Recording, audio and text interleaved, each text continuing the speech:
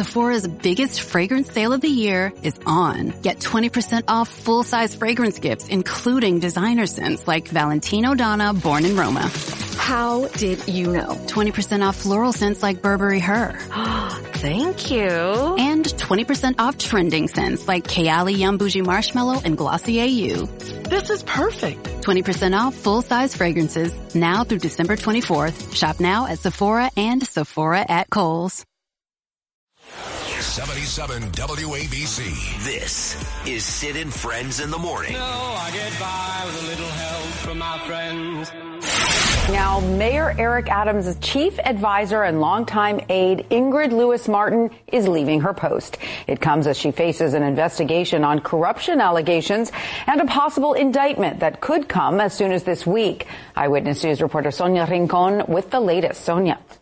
For the record, I had planned to retire the second week in January. That was the plan. And that was what Ingrid Lewis-Martin told a radio show back in September, saying she might stay on longer because of the mayor's legal trouble. But now it looks like her own legal trouble may be the reason Adams' chief advisor and loyal confidant since 2004 announced her retirement effective immediately. Investigators with the Manhattan DA's office searched Lewis-Martin's home in September and seized her phones. At the time, she defended herself and the mayor. None of us are perfect. We are far from perfect because we're human beings. We are imperfect, but we're not thieves. And I do believe that in the end that the New York City public will see that we have not done anything illegal to the magnitude or scale that requires the federal government and the DA's office to investigate us. Sources familiar with the investigation say the case has been presented to a grand jury, which could make a decision this week on an indictment. Her attorney, Arthur Aidala, tells Eyewitness News he's not aware of that, saying the only thing of which we are certain is that Ingrid Lewis-Martin has served this city admirably for decades in an ethical, moral, and law-abiding manner. Lewis-Martin, who is 63, made no mention of any legal issues, thanking the mayor and saying, while I previously announced my retirement, this is still a bittersweet moment for me as government has been my life's work. And no explanation for the timing, saying only, now the time has come for me to focus on my wonderful family and myself and retire. Mayor Adams offered no explanation either, saying, I know Ingrid will stay involved in moving our city forward from the sidelines as she continues to root for our administration and our city. In an interview recorded before the announcement, the mayor denied that he's looking for a pardon from President-elect Donald Trump as he faces federal charges for campaign finance violations. I have an attorney that is going to look at every avenue to go after this unjust attack on me. They will handle that. The case involving Lewis-Martin and several other people that has a grand jury convened, according to those sources, centers around the city's leasing of commercial properties and may have something to do with evidence uncovered on her phones. The mysterious drone sightings in our skies. Governor Hochul says her calls for additional resources have been answered. Fox 5's Stephanie Bertini is live in the newsroom with the very latest. Steph, what are you learning? Governor Hochul said the Biden administration will deploy a state-of-the-art drone detection system to New York State, and that will help support investigations into all this recent drone activity. Another name to add to the list of those reporting drone sightings in the area, former New Jersey Governor Chris Christie. Saw them myself, so did my wife. And so, yeah, they're there. And I've been traveling around New Jersey as I normally do all week. And I can't tell you the number of people who've come up to me concerned about it. With widening concern from New Jersey to Staten Island and in other areas across the tri-state and beyond, Governor Kathy Hochul announcing on this Sunday, in response to my calls for additional resources, our federal partners are deploying a state-of-the-art drone detection system to New York State. This system will support state and federal law enforcement in their investigations. The FBI and other agencies have said they're working to investigate the many recent drone sightings. When it comes to drones, people in the New York area and all across the country have more questions than answers. Senate Majority Leader Chuck Schumer says he's taking action. I am going to help pass, and I'm going to co-sponsor legislation that will combat these drones in a better way by allowing local police departments and state police departments to help the feds in sighting these drones. The federal government telling Americans there is no indication of any national security threat or dangers related to these recent drone sightings. Department of Homeland Security Secretary Alejandro Mayorkas reinforcing the same message. Some of those drone sightings are in fact drones. Some are manned aircraft that are commonly mistaken for drones. And we do see duplicative reporting. But there's no question that drones are being sighted. Christie says officials need to do more talking and share more details. The Biden administration and state authorities have to be more vocal and let people know exactly what they're doing. I've talked to several people, including some who say they've seen drones near their homes with their own eyes. Many are concerned, and many calling all of this, Arthur, very bizarre. ABC News has just agreed to contribute $15 million to Trump's foundation and museum to end a defamation suit former President Trump brought against the network. That suit stemmed from March 10th statements by ABC's George Stephanopoulos. In an interview, Stephanopoulos said Trump had been, quote, found liable for rape. Trump sued ABC, saying Stephanopoulos acted with actual malice or disregard for the truth. A May 2023 federal jury found Trump liable in a civil suit for sexual abuse of the writer E. Jean Carroll in the mid-90s, but there was no find of rape. ABC will also publish an editor's note at the bottom of the original March 10th article accompanying the interview. President-elect Donald Trump is preparing, meantime, for his return to the White House. We are just weeks out from Inauguration Day. Trump is considering inviting several foreign leaders to the event. He's already extended an invitation to Chinese President Xi Jinping. Diplomats and ambassadors typically attend the inauguration, but there are no records showing a foreign leader has. Meantime, the president-elect is getting some support from some unexpected sources. Amazon and Meta both donating $1 million to Trump's inaugural fund, and Amazon will air the event on its Prime streaming service. Corporations traditionally donate to presidential inaugurations. Amazon donated a smaller amount to Trump in 2017. Facebook did not donate, though, to either Biden or Trump in previous years. President-elect Donald Trump is taking steps to fill out his staff ahead of taking office next month, and he just announced another nomination with a Georgia connection. He will nominate Bill White for ambassador to Belgium. White spearheaded the Buckhead cityhood movement, trying to break from Atlanta and make Buckhead its own city. White is from New York, but moved to Buckhead a few years ago. Also on Saturday, the president-elect tapped on Truth Social CEO Devin Nunes to head the Intelligence Advisory Board. It consists of citizens outside the federal government. He previously served as chairman of the House Intelligence Committee from 2015 to 2019. According to a social media post from the president-elect, Nunes will also continue to lead Trump Media and Technology Group. Where's Chuck Schumer, the schmuck to putz? You see, I'm looking out for him. He's right across the street from WABC. Because when I run for mayor, it's going to be a tag team. Because Sid Rosenberg, who I have dubbed King David II as of October 7th, he's been magnificent, has overshadowed what should be the #1 Jewish guy in America protecting Jews. He's too busy writing a book on anti-Semitism. So I'm running for mayor, and I'm promoting Sid Rosenberg for the U.S. Senate slot to run against the putz, the schmuck, Chuckie Cheese Schumer. In April of 2024, Sid went up to Colombia to protect the Jewish kids who are under attack. Where was the schmuck, the putz, Chuckie Cheese Schumer? He was acting like a Palestinian, as Donald Trump said. Schumer has become a Palestinian. Chuck Schumer is officially now a Palestinian. My mission is to get Sid Rosenberg elected the next U.S. Senator to replace the schmuck, the putz, the hater of everything Jewish, the lover of everything Palestinian, Chuck Schumer. 17 years by her side, broke the same bread, wore the same clothes, and you said we're sisters with nothing between. If one of us fall, the other will soon be following.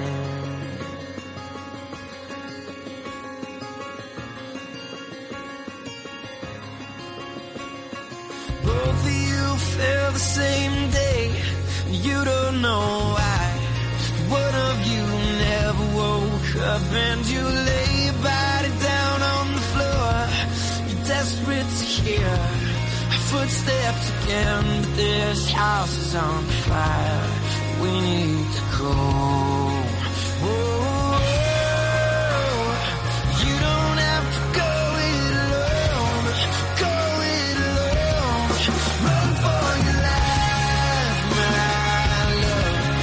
Run and you don't give up. With all that you are, all that you want, I will be close behind. Run for your life. She had a fire inside, and that terrified you, so that you never lose your control.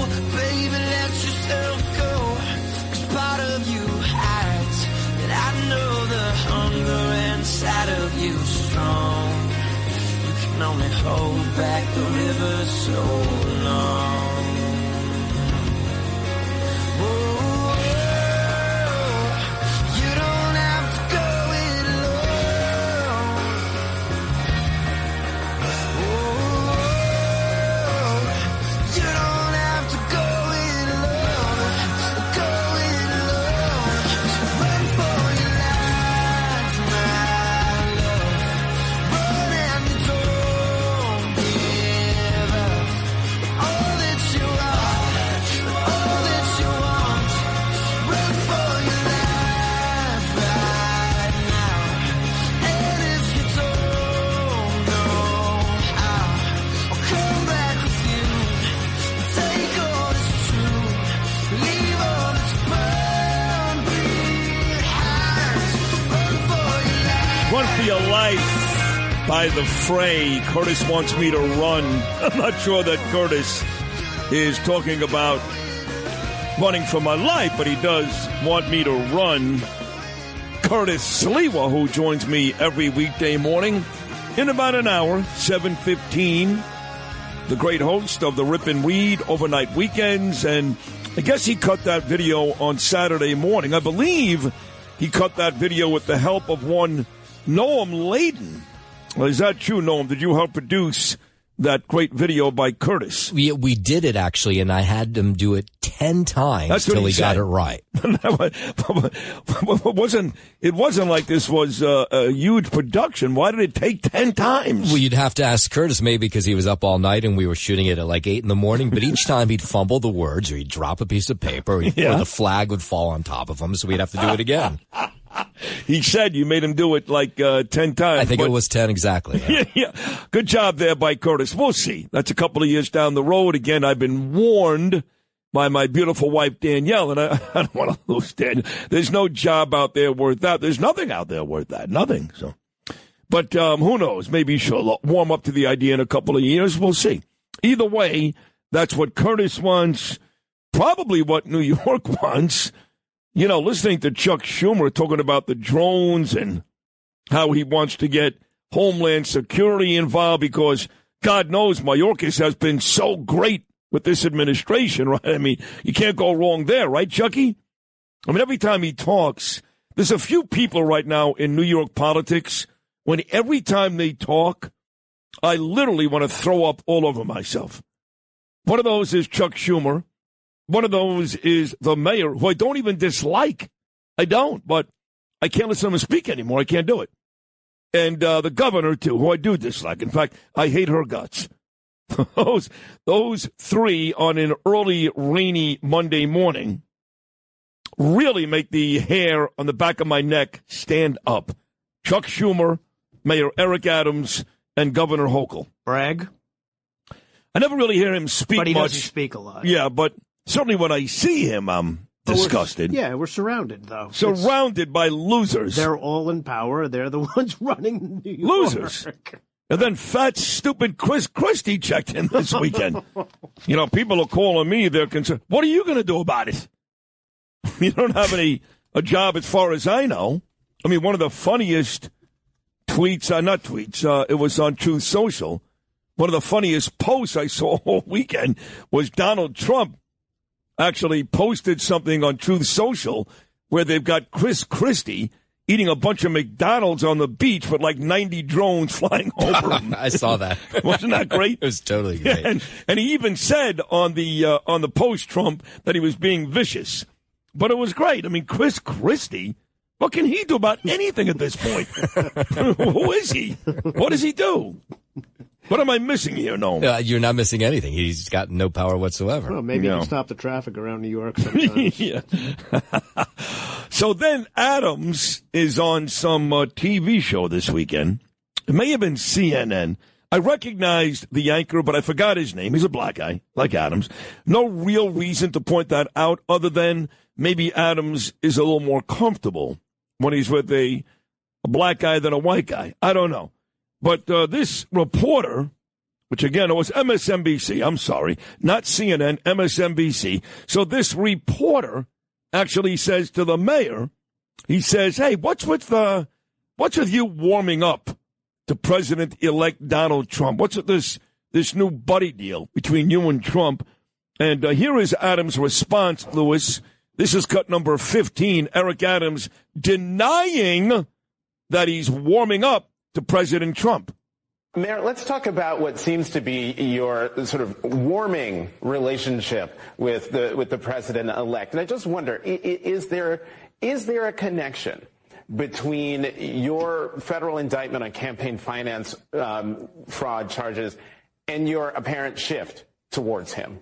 Not at all. Listen, I did nothing wrong. I said that over and over again. I should not have been targeted in the first place. I've repeatedly stated that, and I think that we're finding out more and more some of the things that have been happening. DOJ, like putting parents on FBI watch lists for just standing up for their children. I want to be clear. I asked the current president, President Biden, to come to New York City to help me in 2022 to deal with gun violence. He arrived in the city, sat down with the police department. I met with his team several times on several initiatives. That's the same way I feel with the incoming president. Mm-hmm. I am not going to be warring with this president. I'm going to be working with this president. The American people communicated. Not only did he win the electoral vote, he won the popular vote. They sent clear messages: affordability, public safety, securing our border. And I'm going to move in a direction to bring the resources home to this city. This is not about me, Jonathan. This is about we, the people of New York City. And I'm looking forward to getting some real things done. There you have it, Mayor Adams. It's not about warring, even though the man said warming. It's not about warring with President Trump. It's about whatever the hell he said. What did he say exactly there, Noam? I wasn't paying attention. Yeah. Now, Ingrid Lewis-Martin stepped down, and she is about to get indicted, is what I'm hearing. My good buddy Arthur Aidala says he doesn't know much about that. But why did she step down? She said she stepped down because she had planned to in January. That was the official word that she said. But now there's word that a grand jury in Lower Manhattan is hearing evidence against her and could vote on an indictment as soon as this week.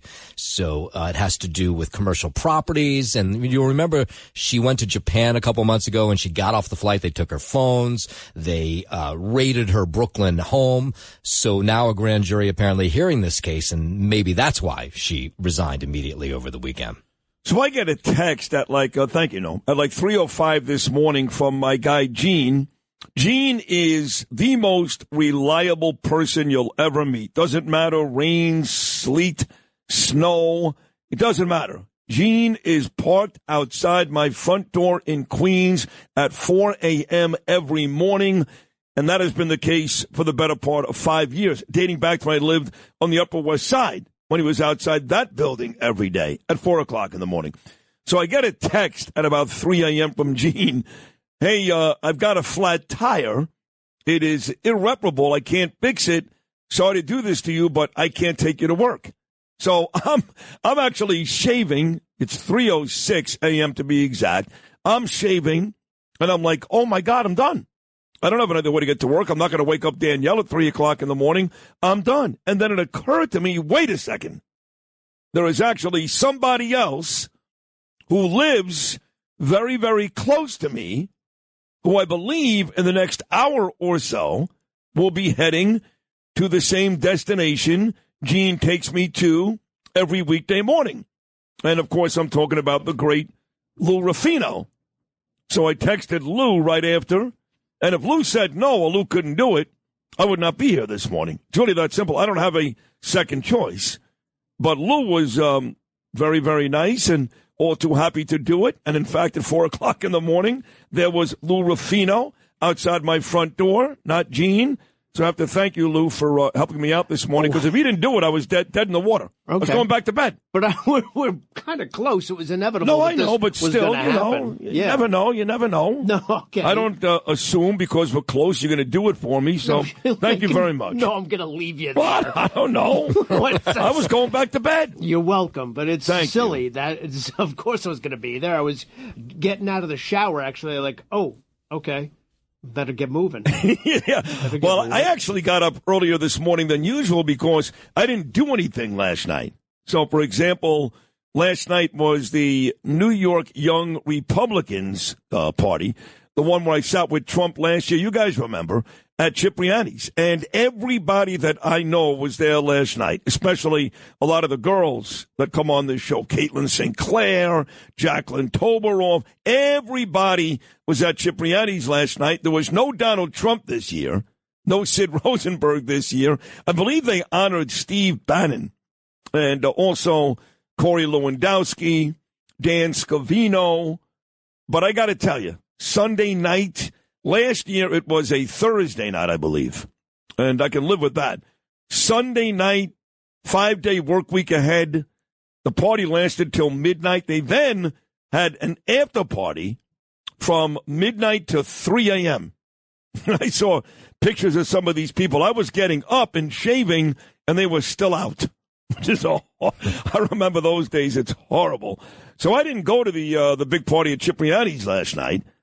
And then I walked into the studios here this morning, circa 5 a.m., and this place is trashed. Trashed. They've had 2 parties here the last 4 nights. Now, Suzanne Miller's party Wednesday night, even though Thursday morning you can see there was a party the night before, it was, for the most part, cleaned up.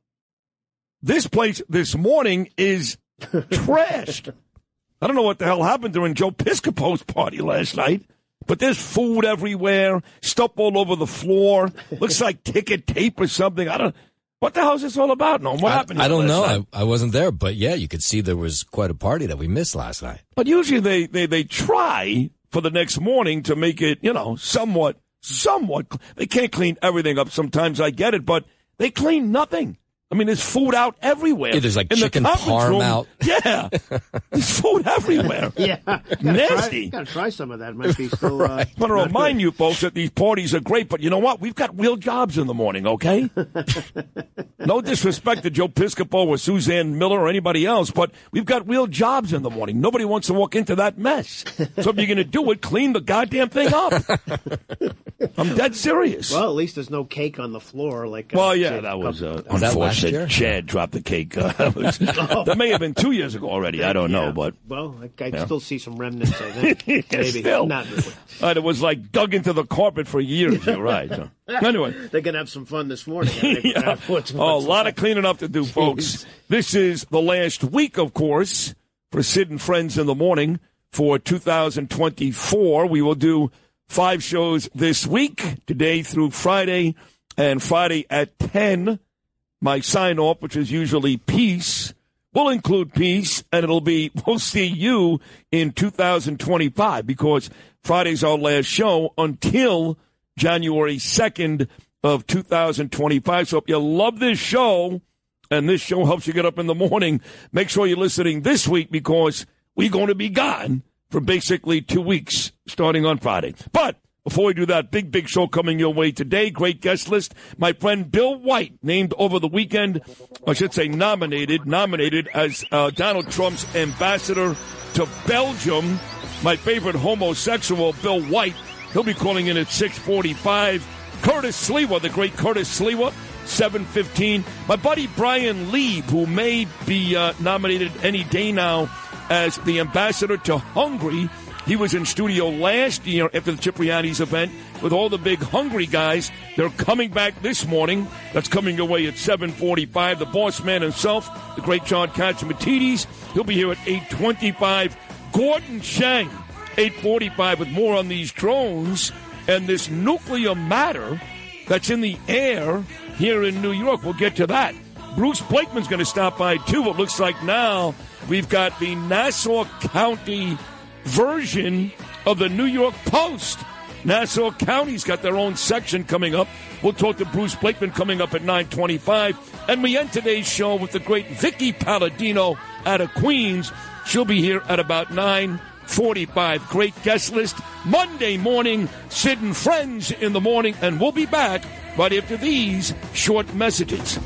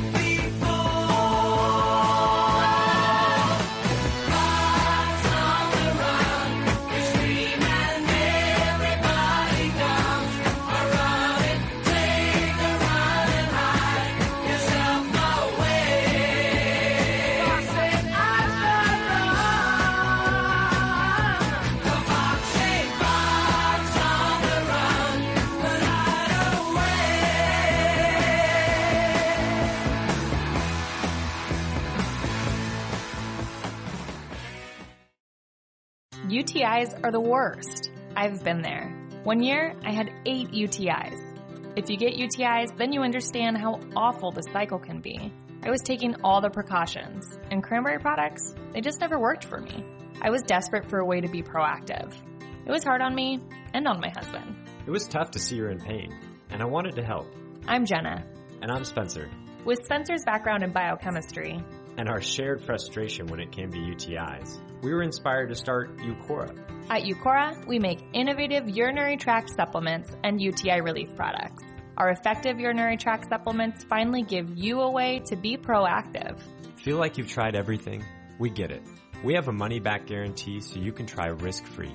If you're not happy, you'll get a full refund. We're on a mission to help women get their lives back. Ready to join them? Get 30% off Eucora when you go to eucora.com/audio. That's UQORA.com/audio. If you're a facilities manager at a university, you know students rely on the cafeteria for breakfast, lunch, dinner, and the occasional late-night snack. So when a dishwasher breaks down and dirty plates pile up, the mess hall can turn messy in the blink of an eye.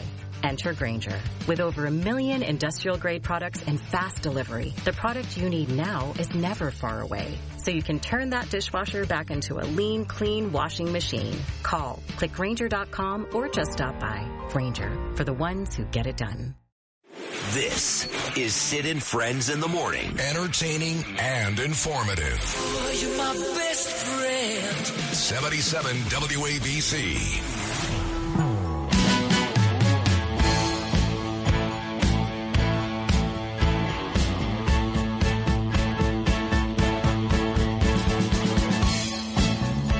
Clearly, my guy Curtis is not watching the Jets. Clearly. Because Rodgers is just getting better and better every week. Again, a spectacular game yesterday. 3 touchdowns, no interceptions. Like the old days with him and Devontae Adams in Green Bay, and the Jets earned themselves a road win. But you cannot come to the conclusion that this season is Aaron Rodgers' fault if you've been watching the Jets. Even that game against Seattle where he claimed Geno Smith was so great. No, he wasn't. The Jets had the lead with 2 minutes left, thanks to a late touchdown by Aaron Rodgers. But the Jet defense, as they've done a ton this year, gave it up.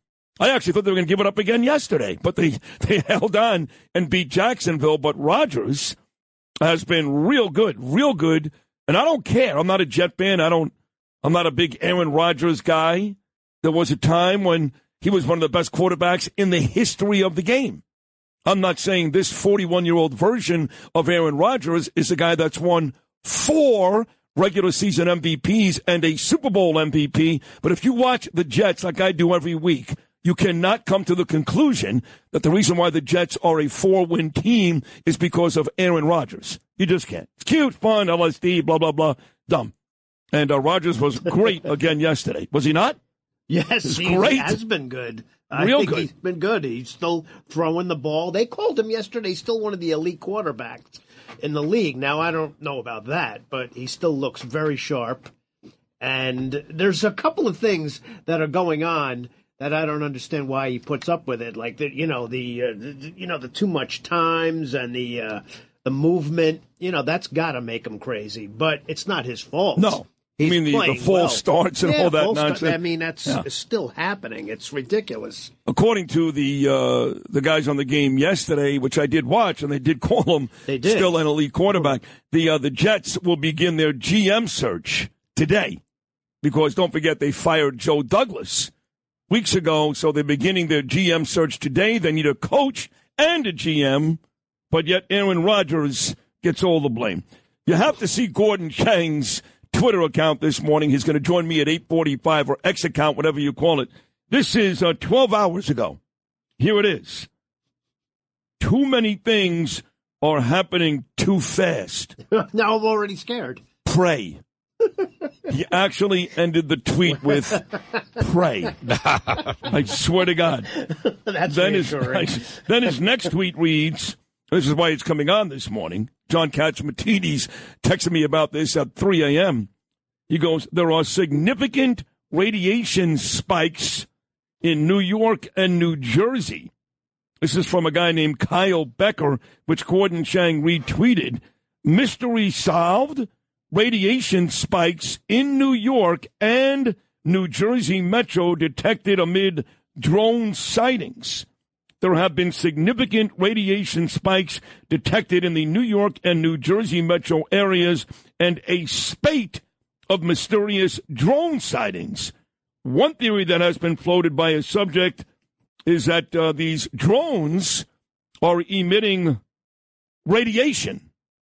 He goes on to say, talking to Sid Rosenberg at 8:45. That's a good one. Nice. Thank you, Gordon. Okay, just to scare us more. One more, 46 minutes ago. The Biden administration is not leveling with us on the drones. Until it speaks meaningfully to the American public, we are left with only ominous explanations. Where is President Biden? I mean, you could have asked that 3 years ago. I think we're doomed. That's a good point right there, Steve Sharippa. Weighing in with his opinion, I think we're doomed. But this drone thing, it just, as the days go on and they're still out there, Trump said this weekend, he goes, mystery drone sightings all over the country. Can this really be happening without our government's knowledge? I don't think so. Let the public know, and now, otherwise, shoot them down. DJT. I mean, isn't that so easy, Noam? Just shoot these things down. If they're enemy drones, shoot them down.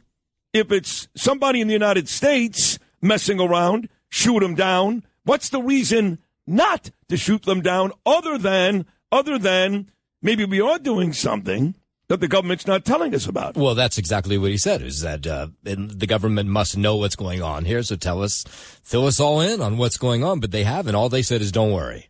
Weird. My buddy Shane Siderman checks in. He's a big Buffalo Bills fan. That monster win for the Bills in Detroit yesterday. The last two games, the Bills and Rams combined for 86 points 2 weeks ago. I think the Bills and Lions combined for like 90 yesterday.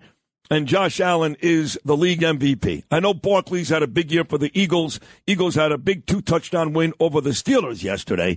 But the year that Josh Allen is having, I've never seen before. So, yes, Shane, your guy Josh Allen has been the best player in football. I think I would call him the second best quarterback until he wins a bunch of Super Bowls like Patrick Mahomes. I can't give him number one just yet. Mahomes injured yesterday as the Chiefs became the only 13-win team in the National Football League with a win in Cleveland. He's got an ankle injury. He's quote-unquote week to week. But, yeah, we cannot say enough the job that Josh Allen is doing for the Bills. He is an absolute superstar. I will take a short break. When we get back, we're going to talk to the man that looks like is going to be Donald Trump's ambassador to Belgium. He's been described on this show as my favorite homosexual, which he is.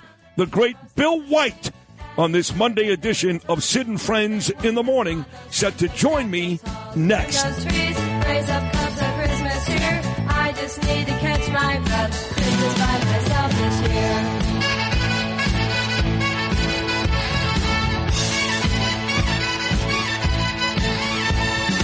Count the picture, frozen landscape, chill this room for 24 days. Evergreen, sparkling snow, get this winter over with. Flashback to springtime, saw him again. Would have been good to go for lunch. Couldn't agree, we were both free. We tried, we said we'd keep in touch. Didn't, of course, till summertime. Out to the beach to his boat, could I join him? No, this time it was me. Sunburn in the 3rd degree. Now the calendar's just one page. Of course I am excited.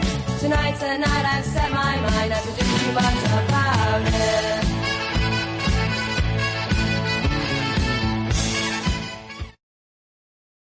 This is Sid on Sports. Oh, my goodness! Sponsored by Peerless Boilers on 77 WABC.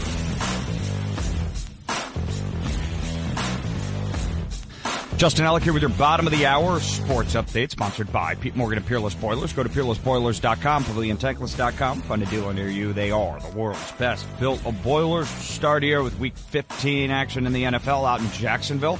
Devontae Adams, he caught 9 passes from Aaron Rodgers for 198 yards and 2 tutties, all in the second half. And the Jets rallied to beat the Jaguars 32-25 to end a 4-game skid. Adams hauled in a 71-yard TD pass with 3:24 remaining and a 41-yarder that set up Breece Hall's 1-yard plunge with 1:05 to play. Adams became the 12th player in NFL history with 100 receiving touchdowns, and Rodgers threw for 289 yards and 3 scores as the Jets topped 30 points for the first time this season.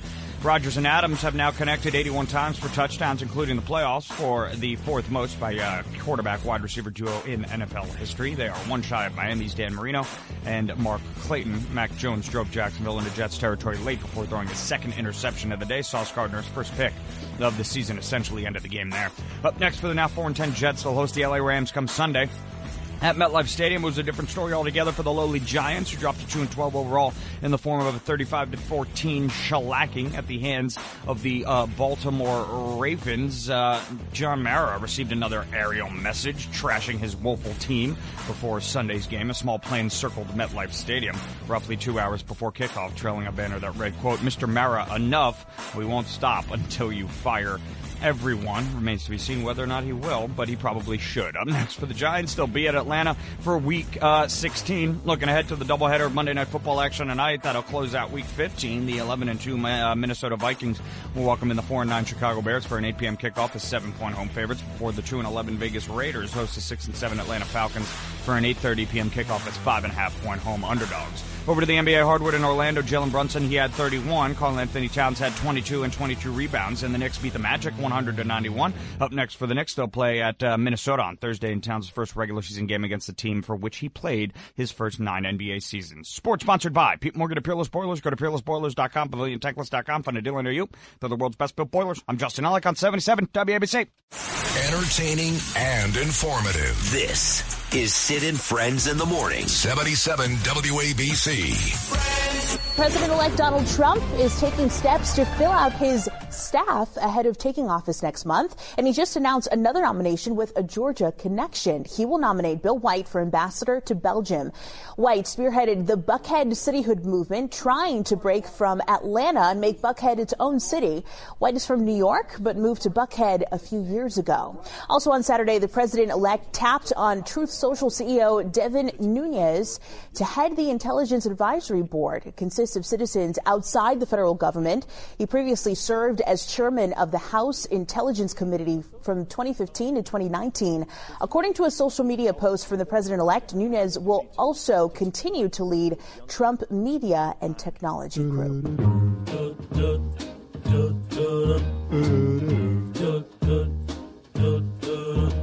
I'm dreaming of a white Christmas. Oh, I see what you're doing here. Bill White, White Christmas. I got it, Lou. Boy, you are good, aren't you? Christmas 9 days away. This the last week of 2024 for Sid and Friends in the morning, dreaming of a Bill White Christmas. You know, before I get to Bill, 1 second, I woke up yesterday morning, and I do what I do most mornings. I check my Instagram account. Now, I've been friendly with Boris Epstein, who is an advisor to Trump for years. In fact, there's been rumors of screaming fights between Boris and Elon Musk during this whole nomination period. Boris was on the show quite a bit. You may remember early on, I was trying to get Trump on, and part of the deal was I put Boris on a whole bunch till eventually Trump started showing up on a semi-regular basis. I wake up yesterday morning, and I see that Boris Epstein has followed me on Instagram. I'm like, wait a second. Known each other friendly for years.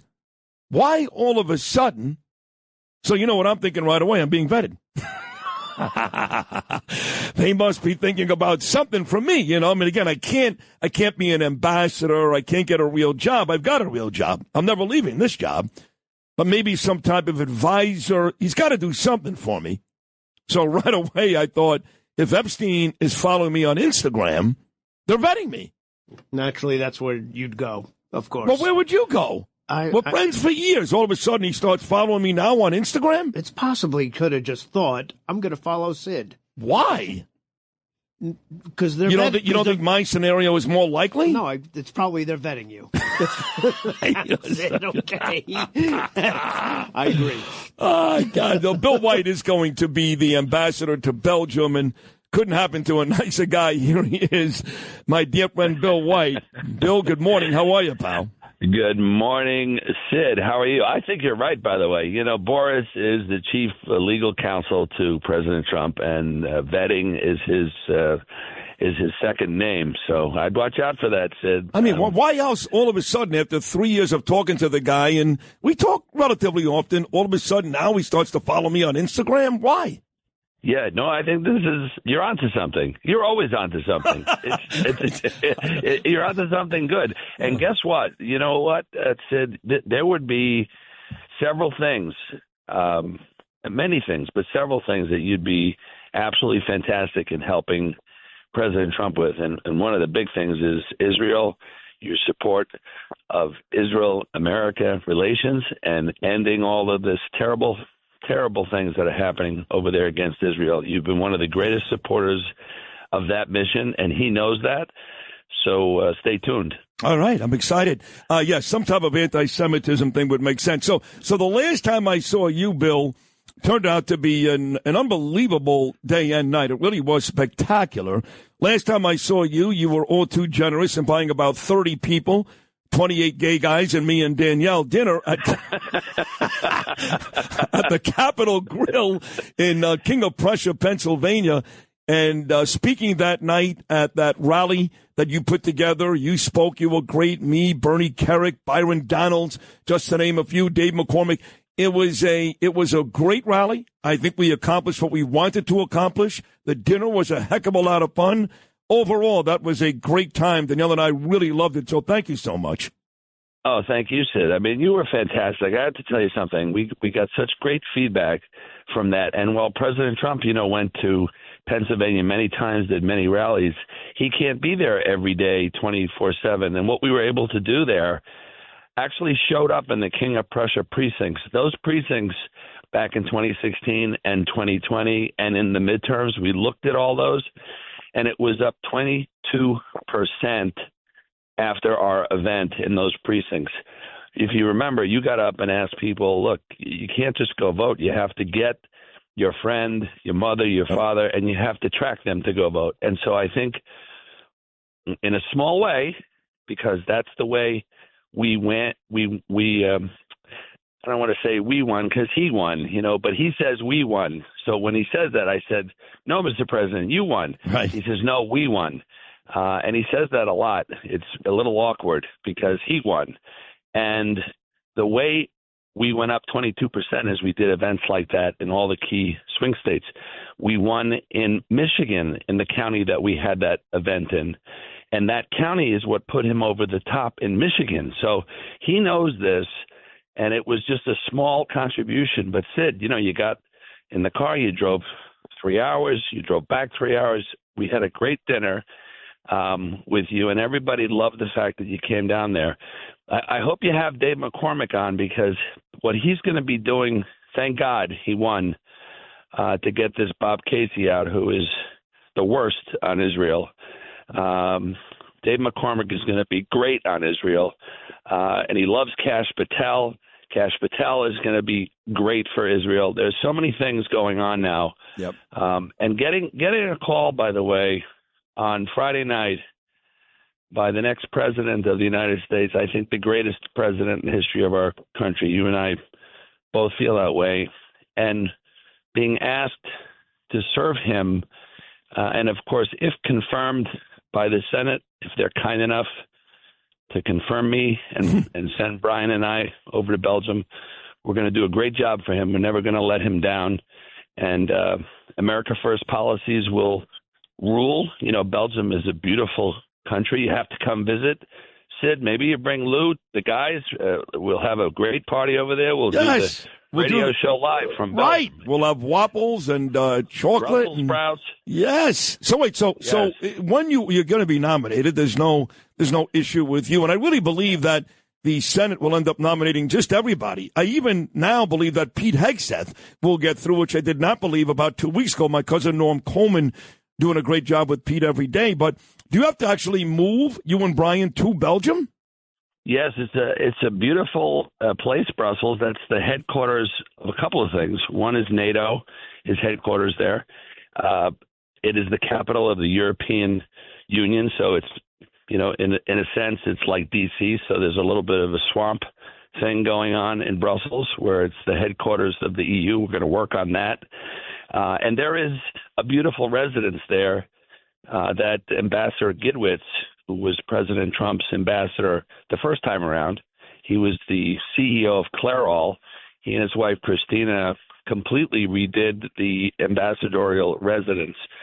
So it's pretty fabulous, I've been told. And we're very much looking forward to meeting the great people of Belgium and working on these important things. Belgium isn't paying its fair share right now to NATO, so this is one of the first things we'll have to get busy on. They pay about 1.2 to 1.3% of the 2% they are supposed to pay, which is their fair share of NATO dues. And I know that's very important to President Trump, so not to make jokes, but we're going to get that up. Yeah, I'm always curious how the ambassadors come to where they end up. In other words, the owner of the Jets, Woody Johnson, he was the ambassador to the UK, the first administration. Kimberly Guilfoyle, very recently named ambassador to Greece. That should have gone to John Catsimatidis. He's Greek, if he wants it. My friend Bryan Leib is coming into the studio in about 45 minutes, and he's got his eye on the ambassador to Hungary.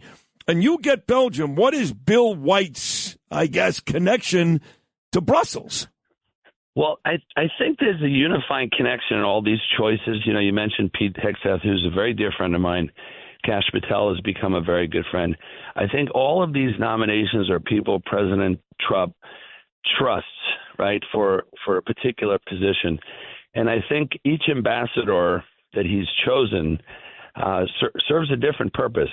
And I think part of the qualifications are what you've done in business, that you've been kind of vetted out there by the media. You've been through experiences, life and business, diplomacy. My work with the Intrepid, which he mentioned in the announcement, I spent a lot of time in Brussels at NATO headquarters working with our Supreme Allied Commander of NATO on military veterans affairs issues.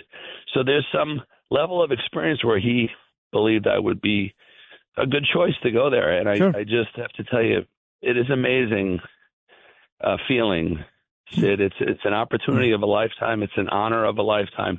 But to serve President Trump and to be a loyal advocate for his policies, I think he knows that if he puts Pete Hegseth in as Secretary of Defense, he's not going to ever have to look back.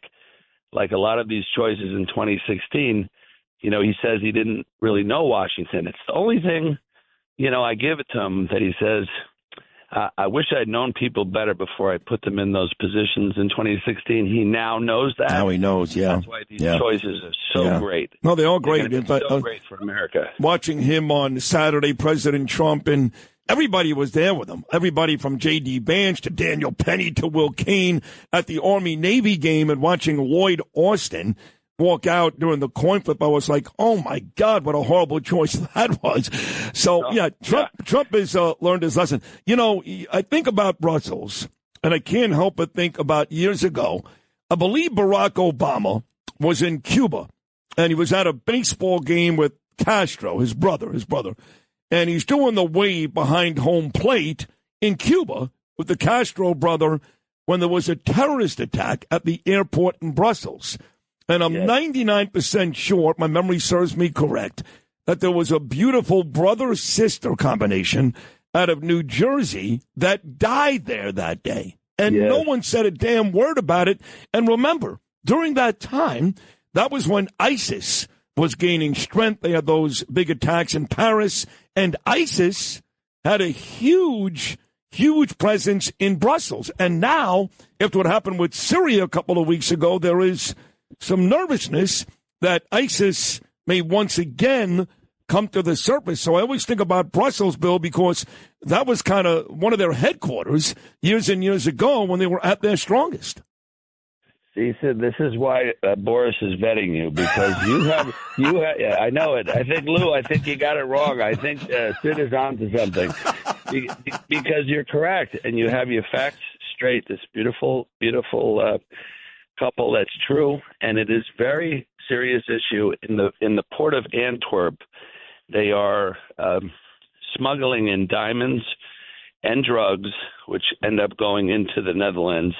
I spoke to Bill Bratton, who was one of our great police commissioners over the last few days of New York City, and his wife Ricky Kleinman, who is a anti-terrorism expert on CBS News.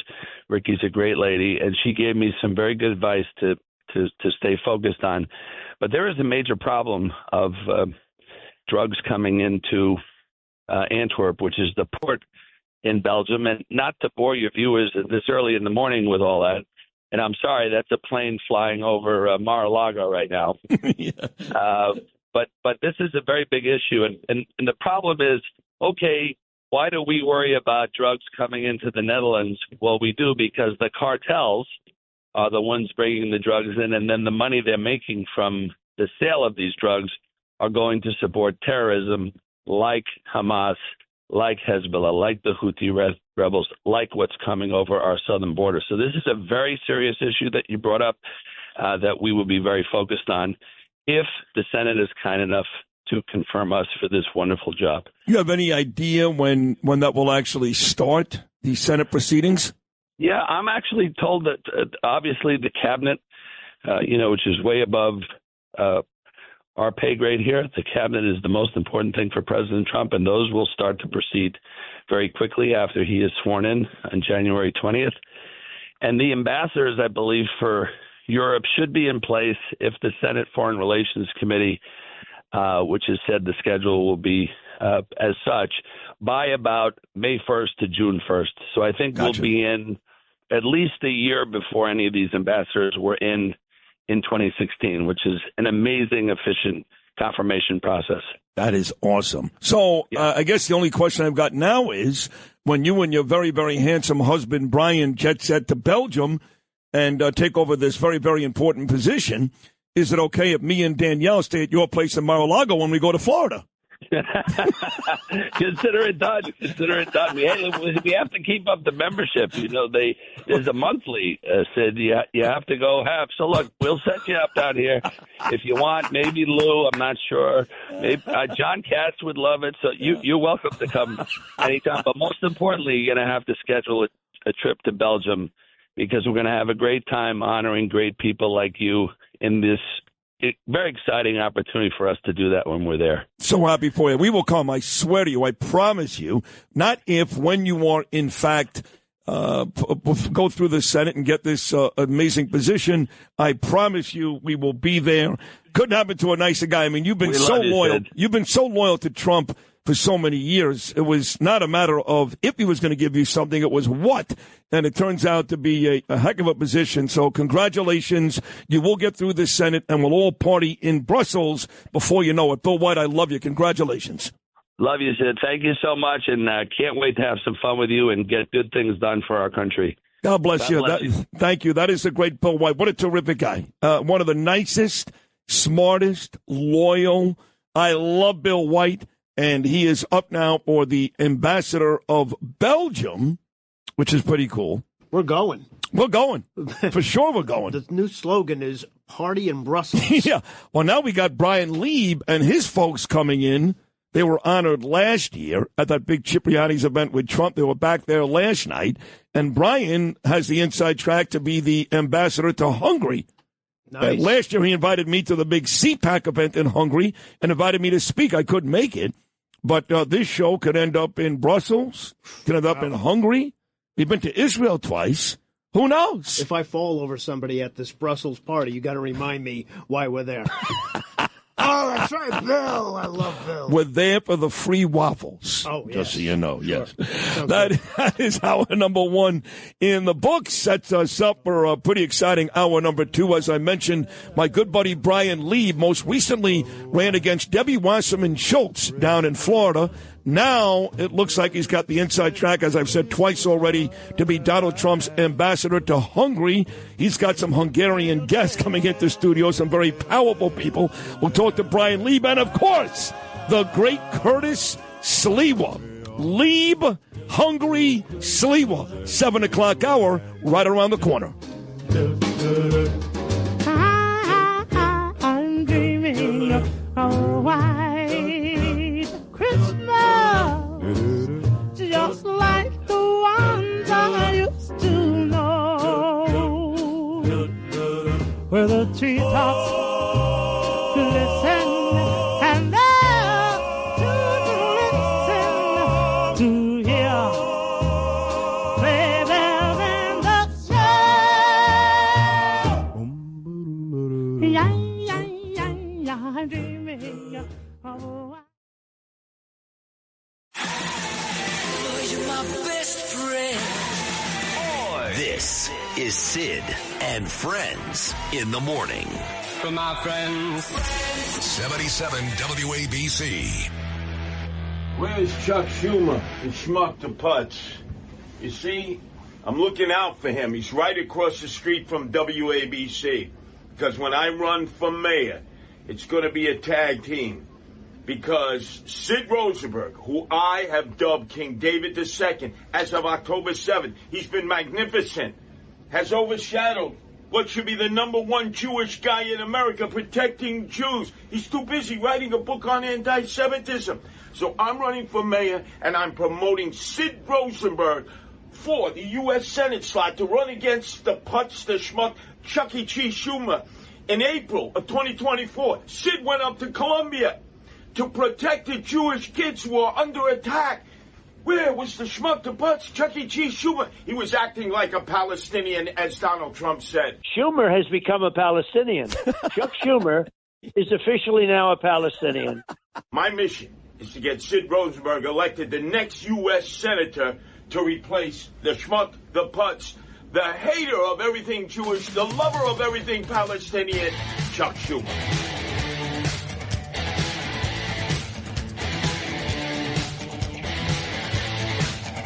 What a great video.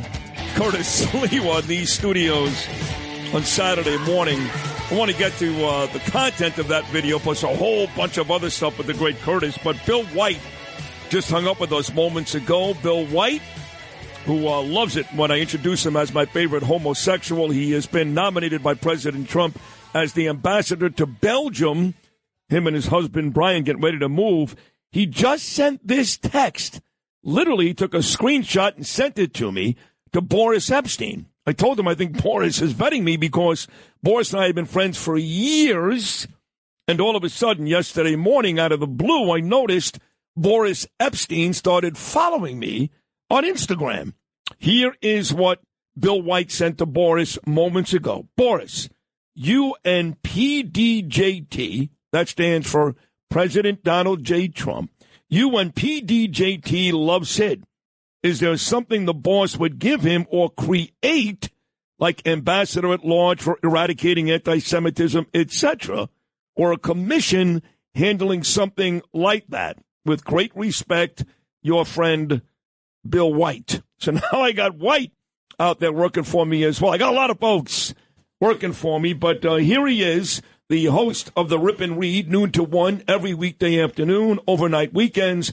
Does a great job with me, the icon, the legend, Mr. Guardian Angel, Curtis Sliwa. I don't know where to start. You got the Bill White text. You got that great video with Chuck Schumer. Where do you want to go, Curtis? Well, look, all politicians, almost all of them, are insecure.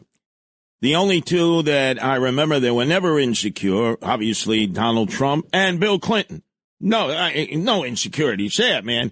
He'd be chasing trim, while jogging, looking for Mickey D's Big Macs, remember, at the start of his presidency. Yes. So you got to understand, Chuck Schumer's nervous now, even though the election isn't until like 2028, right? It's a 6-year term. He just narrowly beat Joe Pinion, a black guy who did not have a bris, I'm assuming, who is not Jewish. But against a Jew like you, come on, King David II, he knows that you may be nominated to be on the United States Holocaust Memorial Council in D.C. or the local Memorial Holocaust Council for the Holocaust Museum in the Battery. And now he's going to hear that Bill White, who you claim is your favorite gay guy, we'll get into that momentarily, is getting you involved in potentially a position in which you would oversee all the various anti-Semitic activities in the United States, and you would have to start investigating the brand new born-again Palestinian, first and foremost, Chuck Schumer. You understand? He's insecure. Yeah. He hears your name constantly. But how do we know this? The only thing I saw from Chuck this weekend was him talking about the drones and how he thinks HHS should get involved. Wait a second. You know how your people are. They're nudges, right? They're gossip mongers. I mean, they're like washwomen. They go to shul, right? They daven, they do their Torah, their Talmud, and what are they doing? They're gossiping. Oh, do you see what Sid said about you, Chuck? You see, and he keeps hearing this, even from his own wife, Iris Weisenthal, and they said, Iris, enough already. That's why I'm always in Washington. Trust me, I know this guy, the schmuck the butts, Chuckie Cheese Schumer. Remember, he was up for indictment, and he escaped. That's why when we talk all these indictments, this guy escaped a federal indictment by the Eastern District because Mario Faccia Brutta como made it go away. Mm-hmm. So you understand, he knows that you have ammunition now that everyone else has forgotten. But who did the deep dive and found that? My wife, Nancy, the E-attorney. Hey, Chuck, you can run, but you can't hide. King David II, one-on-one, get into the ring of fire, and Sid will eviscerate you. You will. I think I can beat him. I really do. But, you talk about, thank you for that, Curtis. You're talking about escaping indictments. I don't think your friend and mine, who has called this station more than once, specifically to get you fired, time and time again, Ingrid Lewis-Martin, despite Arthur Idala's best attempts, she's not escaping indictment, is she? By the way, notice, now you understand why Eric Adams, a swagger man with no plan, will never name and shame Alvin Bragg. Oh, I know. Never. I know. This indictment is going to be by Alvin Bragg. When she got off of that Air Nippon flight from Japan with all of her cronies, in which they were getting wine-dined and pocket-lined on real estate deals, the people who showed up to snatch her phone and her laptop computer were detectives from Alvin Bragg's office. And then the U.S. attorneys raided her home. They got everything. She is going to be schwitzing the next few nights because I know Arthur Idala, he won't admit this. He's going to say, Ingrid, they got the goods on you big time. You know they don't want you. They want Eric. Yeah. And especially now that Eric is going to be on Dr. Phil primetime today talking about all the Catholics who were targeted by the DOJ and the FBI. I never heard that before in that MSNBC clip. He's talking Trump language. So now you know the Democrats, liberals, the socialists are whispering to Alvin Bragg and Tish James, you know if you get him, he can't get a pardon. if he gets implicated locally or statewide, and there's enough there to charge him, Trump can't do anything for him. Can't do it. And Arthur Aidala knows that. So he's going to be speaking to Ingrid and said, Ingrid, they got you by the short hairs here. They want a profit session, which means they make her queen for the day. She comes in, tell us all you know. You know we really don't want you, Ingrid Lewis-Martin. You know who we want. Your homeboy, Eric. Well, talking about that cut from Eric Adams on MSNBC, which you brought up literally 1 minute ago, Curtis, here it is where he talked about not warming up to President Trump because of the threat and, of course, wanting a pardon, but rather it's all about New York City. Mayor, let's talk about what seems to be your sort of warming relationship with the president-elect. And I just wonder, is there a connection between your federal indictment on campaign finance fraud charges and your apparent shift towards him? Not at all. Listen, I did nothing wrong. I said that over and over again. I should not have been targeted in the first place. I've repeatedly stated that, and I think that we're finding out more and more some of the things that have been happening. DOJ, like putting parents on FBI watch lists for just standing up for their children.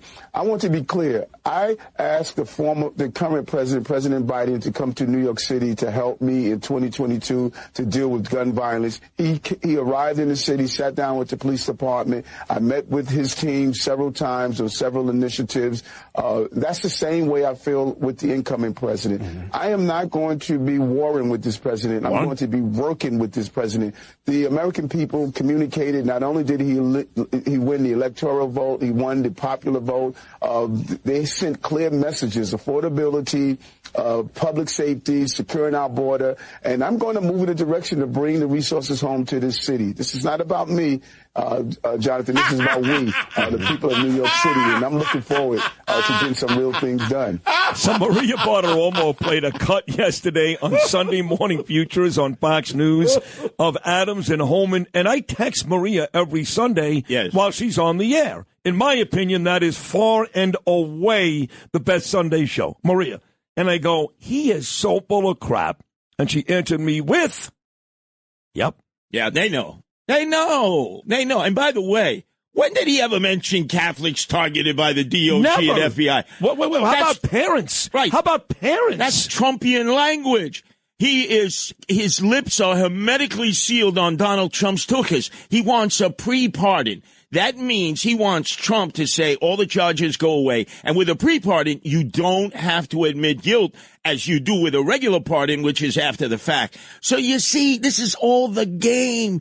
And then all of a sudden you see Eric Adams today may be denied matching funds by the CFB because he's been so corrupt. He's a crook. Well, you all realize he's stolen money and he's given it out to all of his cronies. And now the biggest crony of all, Ingrid Lewis-Martin, is being told by Arthur Aidala, you want to avoid going to jail?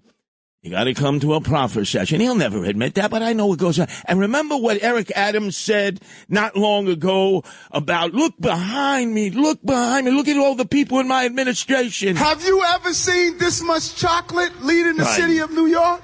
Look at all the chocolate that's the party, right? First Deputy Sheeter, right?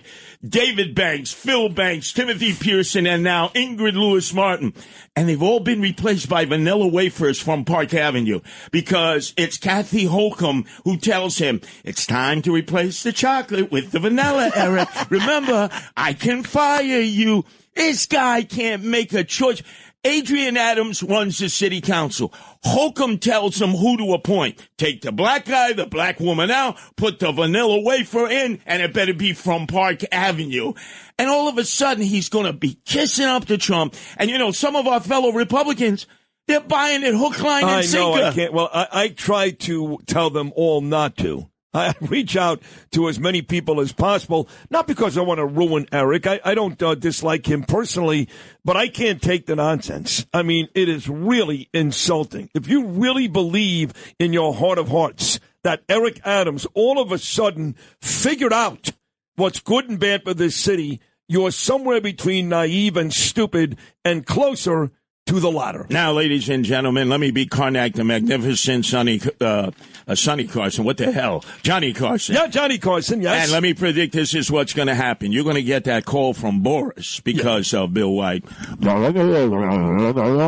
Tomorrow, I will be told by Justin Ellick, your executive producer, we have to cancel your 7:15 a.m. hit tomorrow. And I'd say, well, who do you have? We got Rabbi Don't Knock 'em Menachem coming on. I said, who's he? Don't worry about it.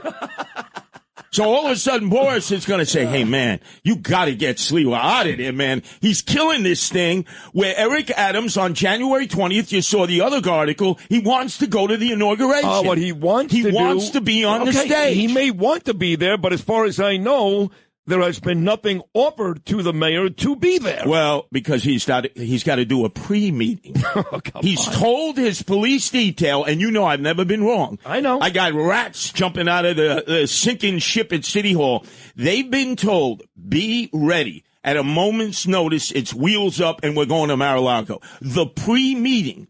And at that meeting, he will have to kiss the ring and be seen with President Donald Trump at Mar-a-Lago.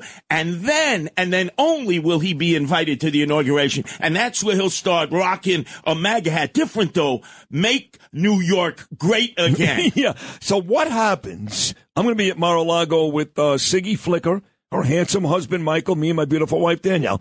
What happens? December 28th. So what happens if it's December 28th? Me, Danielle, Siggy, and Michael are having dinner. President Trump will 1,000% walk over and say hello.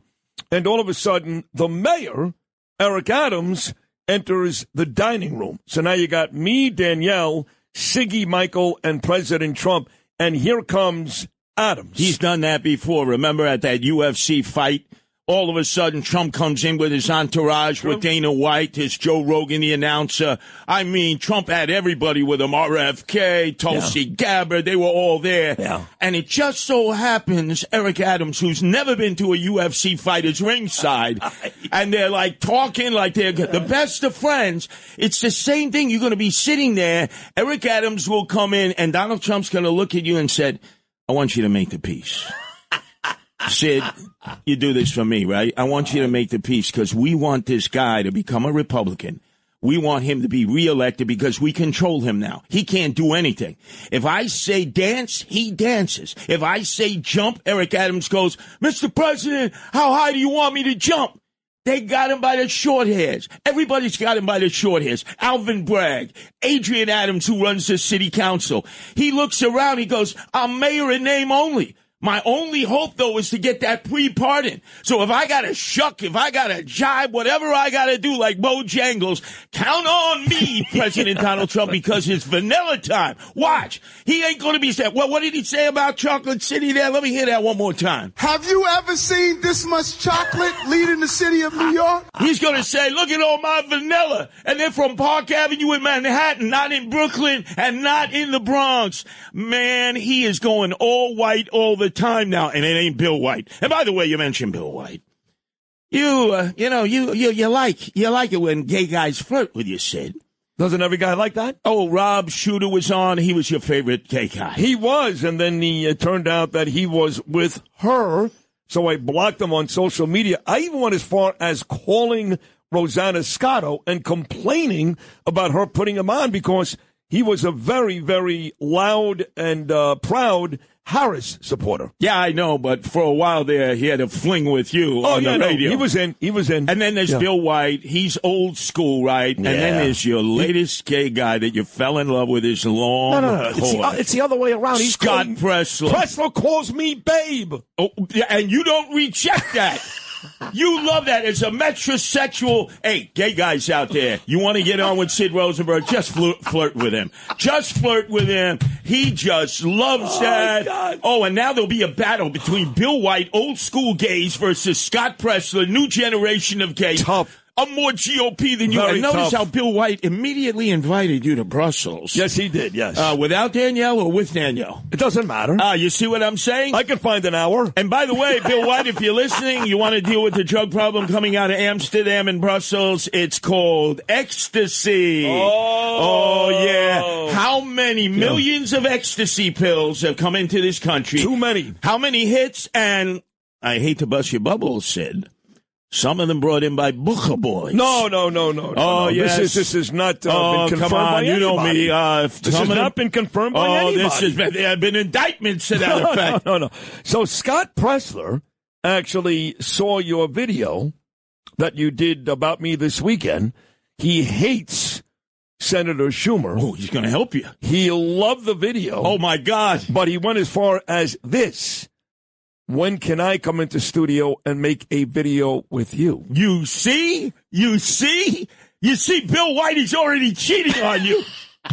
He is, I'm telling you. Now, what Bill White said, he said, well, in that precinct of King of Prussia in Pennsylvania, from the last time against Joe Biden, Joe Scranton Biden, we did 20% more in the vote. That's the whole precinct. 22% to be exact. But that's the whole precinct, including heterosexuals and people who are gender fluid.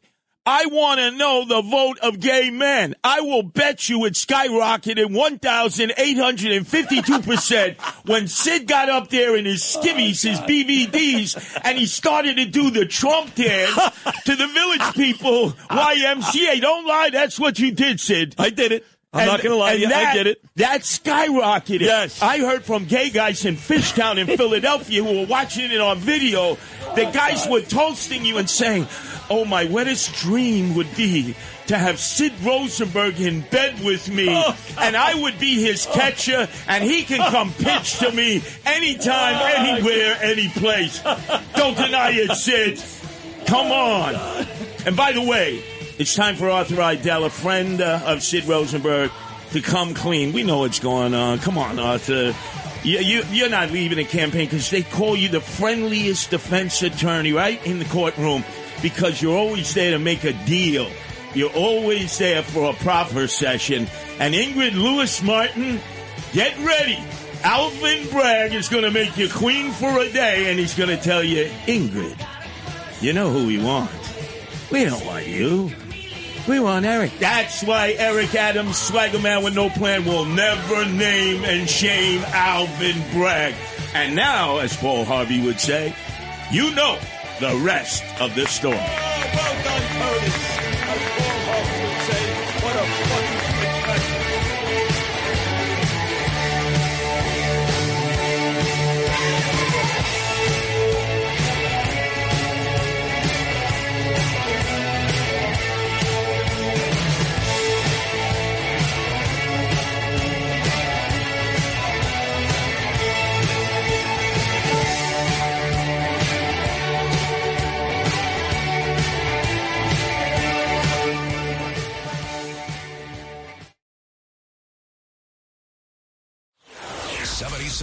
WABC. This is Sid and Friends in the Morning. I get by with a little help from my friends.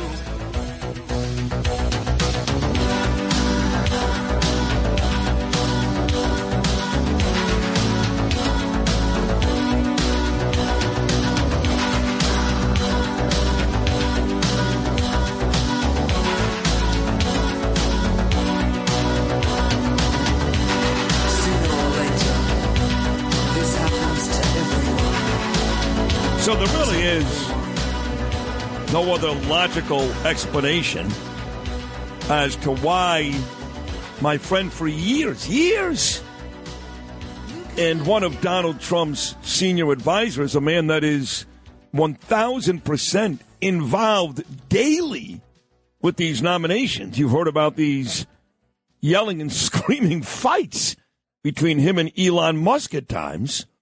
And, of course, I'm talking about my friend Boris Epstein.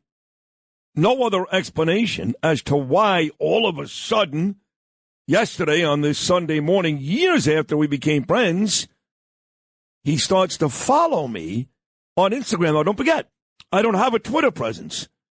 I don't. So the only way to see what I've got on social media, along with Facebook, is Instagram. Now, everything on there is so pro-Trump, it's nauseating. I mean, it is. And a lot of the interviews that we do on this show, that's on my Instagram page. But clearly, I'm being vetted.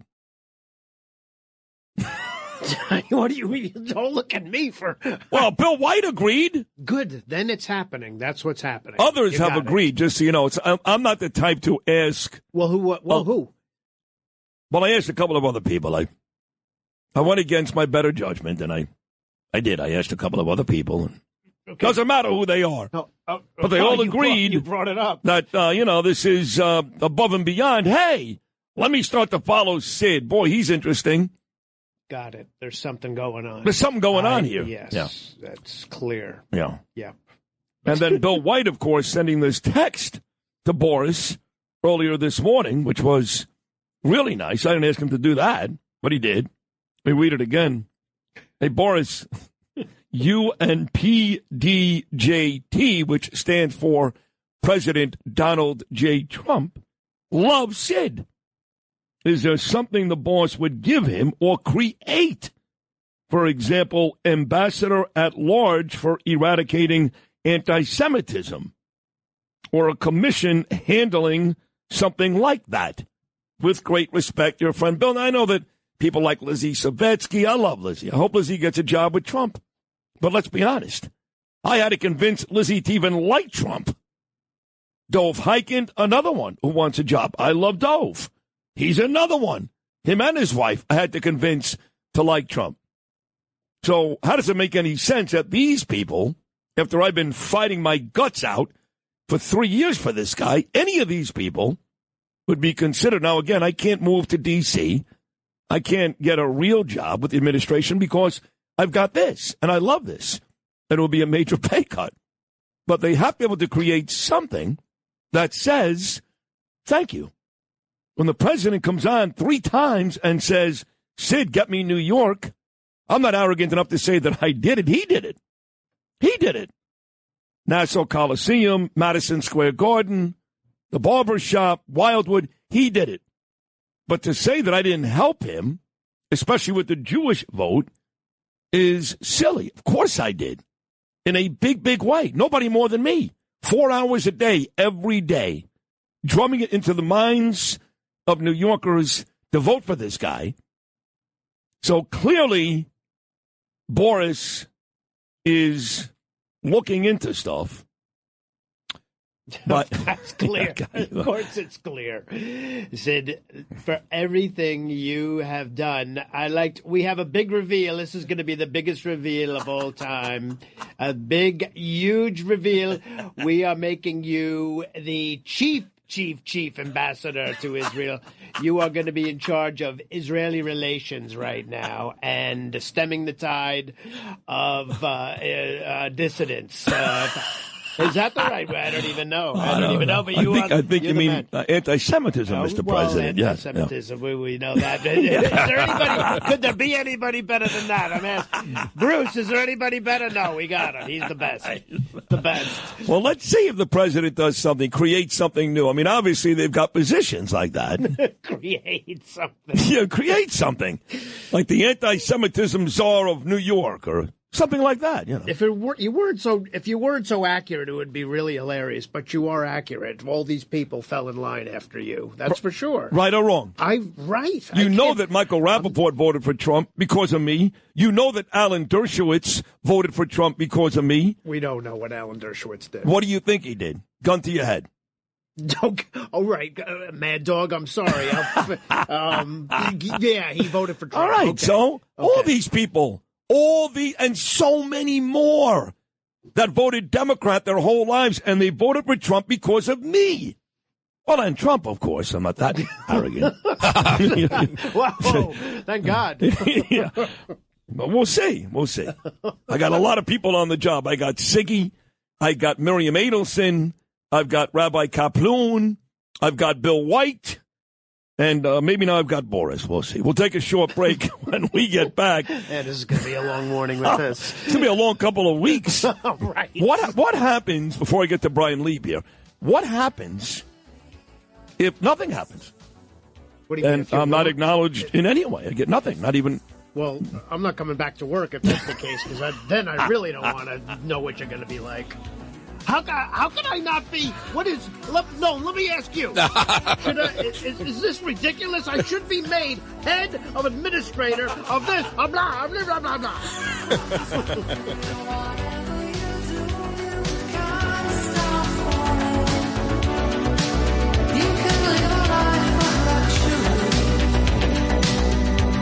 If that's what you want, taste forbidden pleasures. Whatever you want, you can fly to the end of the world. But where there's nothing to do, 'cause just when you least expect it, just what you least expect.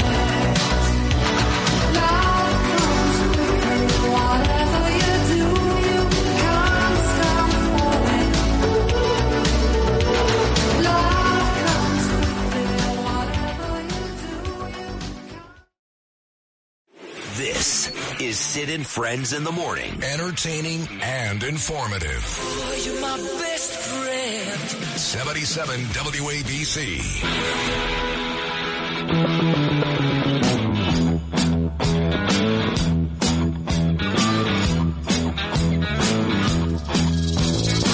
Small genius snuck off to the city. Lots still to come on today's program. John Catsimatidis, Gordon Chang is going to be here. The Nassau County Executive Bruce Blakeman, a big deal about to go down between the New York Post, WABC, and Nassau County, and Vickie Paladino as well. So a lot to do. But I'm joined in studio right now by a very, very good friend of mine. He most recently ran for office in South Florida. His name is Bryan Leib, and he comes in every year after the big Cipriani's event because he hangs out with Santo here, who's a big shot out of Hungary. As you know, Dr. Miklos Santo is the chairman of CPAC Hungary and the director general of the Center for Fundamental Rights. So, Bryan and Dr. Miklos, good morning, guys. Good morning. Thanks for having us. Good to be here. I'll start with you, Bryan. How was the Cipriani event this year for the Young Republican Club, Gavin Wax? I didn't go. I went last year. Had a really good time because I spent a lot of time, as you know, with President Trump.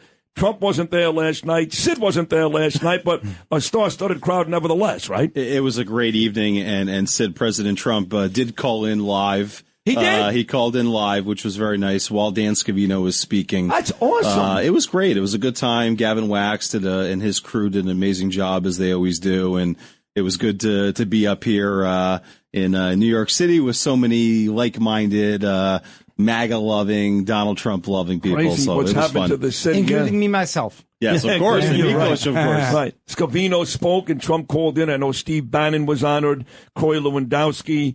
And last year, you, Dr. Miklos, you had a great speech. Did you do another speech again last night? Yeah. Look at That's you. Fantastic. Thank you very much. So why are you, I'm just curious, why are you invited, other than the fact that you're a great guy and we love Hungary, why are you invited to speak every year? Look, we do have great friends at the New York Young Republican Club. I think Gavin is one of the most important leader of the American populist Trumpist movement, and we do always invite them, I mean the New York Young Republicans, to our CPAC Hungary in Budapest, right. And we do have a gala dinner there. It's called United We Stand, and that gala dinner is also co-organized by the Center for Fundamental Rights and by Gavin State. Got it. So it's a fruitful cooperation. You guys actually invited me last year to speak at the CPAC in Hungary. And you didn't come. I didn't come, but I'll do it this year. Next year. Next year. So before we get to the whole Hungary relationship with the United States, I had Bill White on about an hour ago. Bill's a dear friend, and he has just been nominated to be the ambassador to Belgium. And a lot of these interviews get back to the president and or people around him. And you're not going to speak about this, but I will. Bill White, ambassador to Belgium. Bryan Leib, ambassador to Hungary. I mean, it makes all this sense. Who else?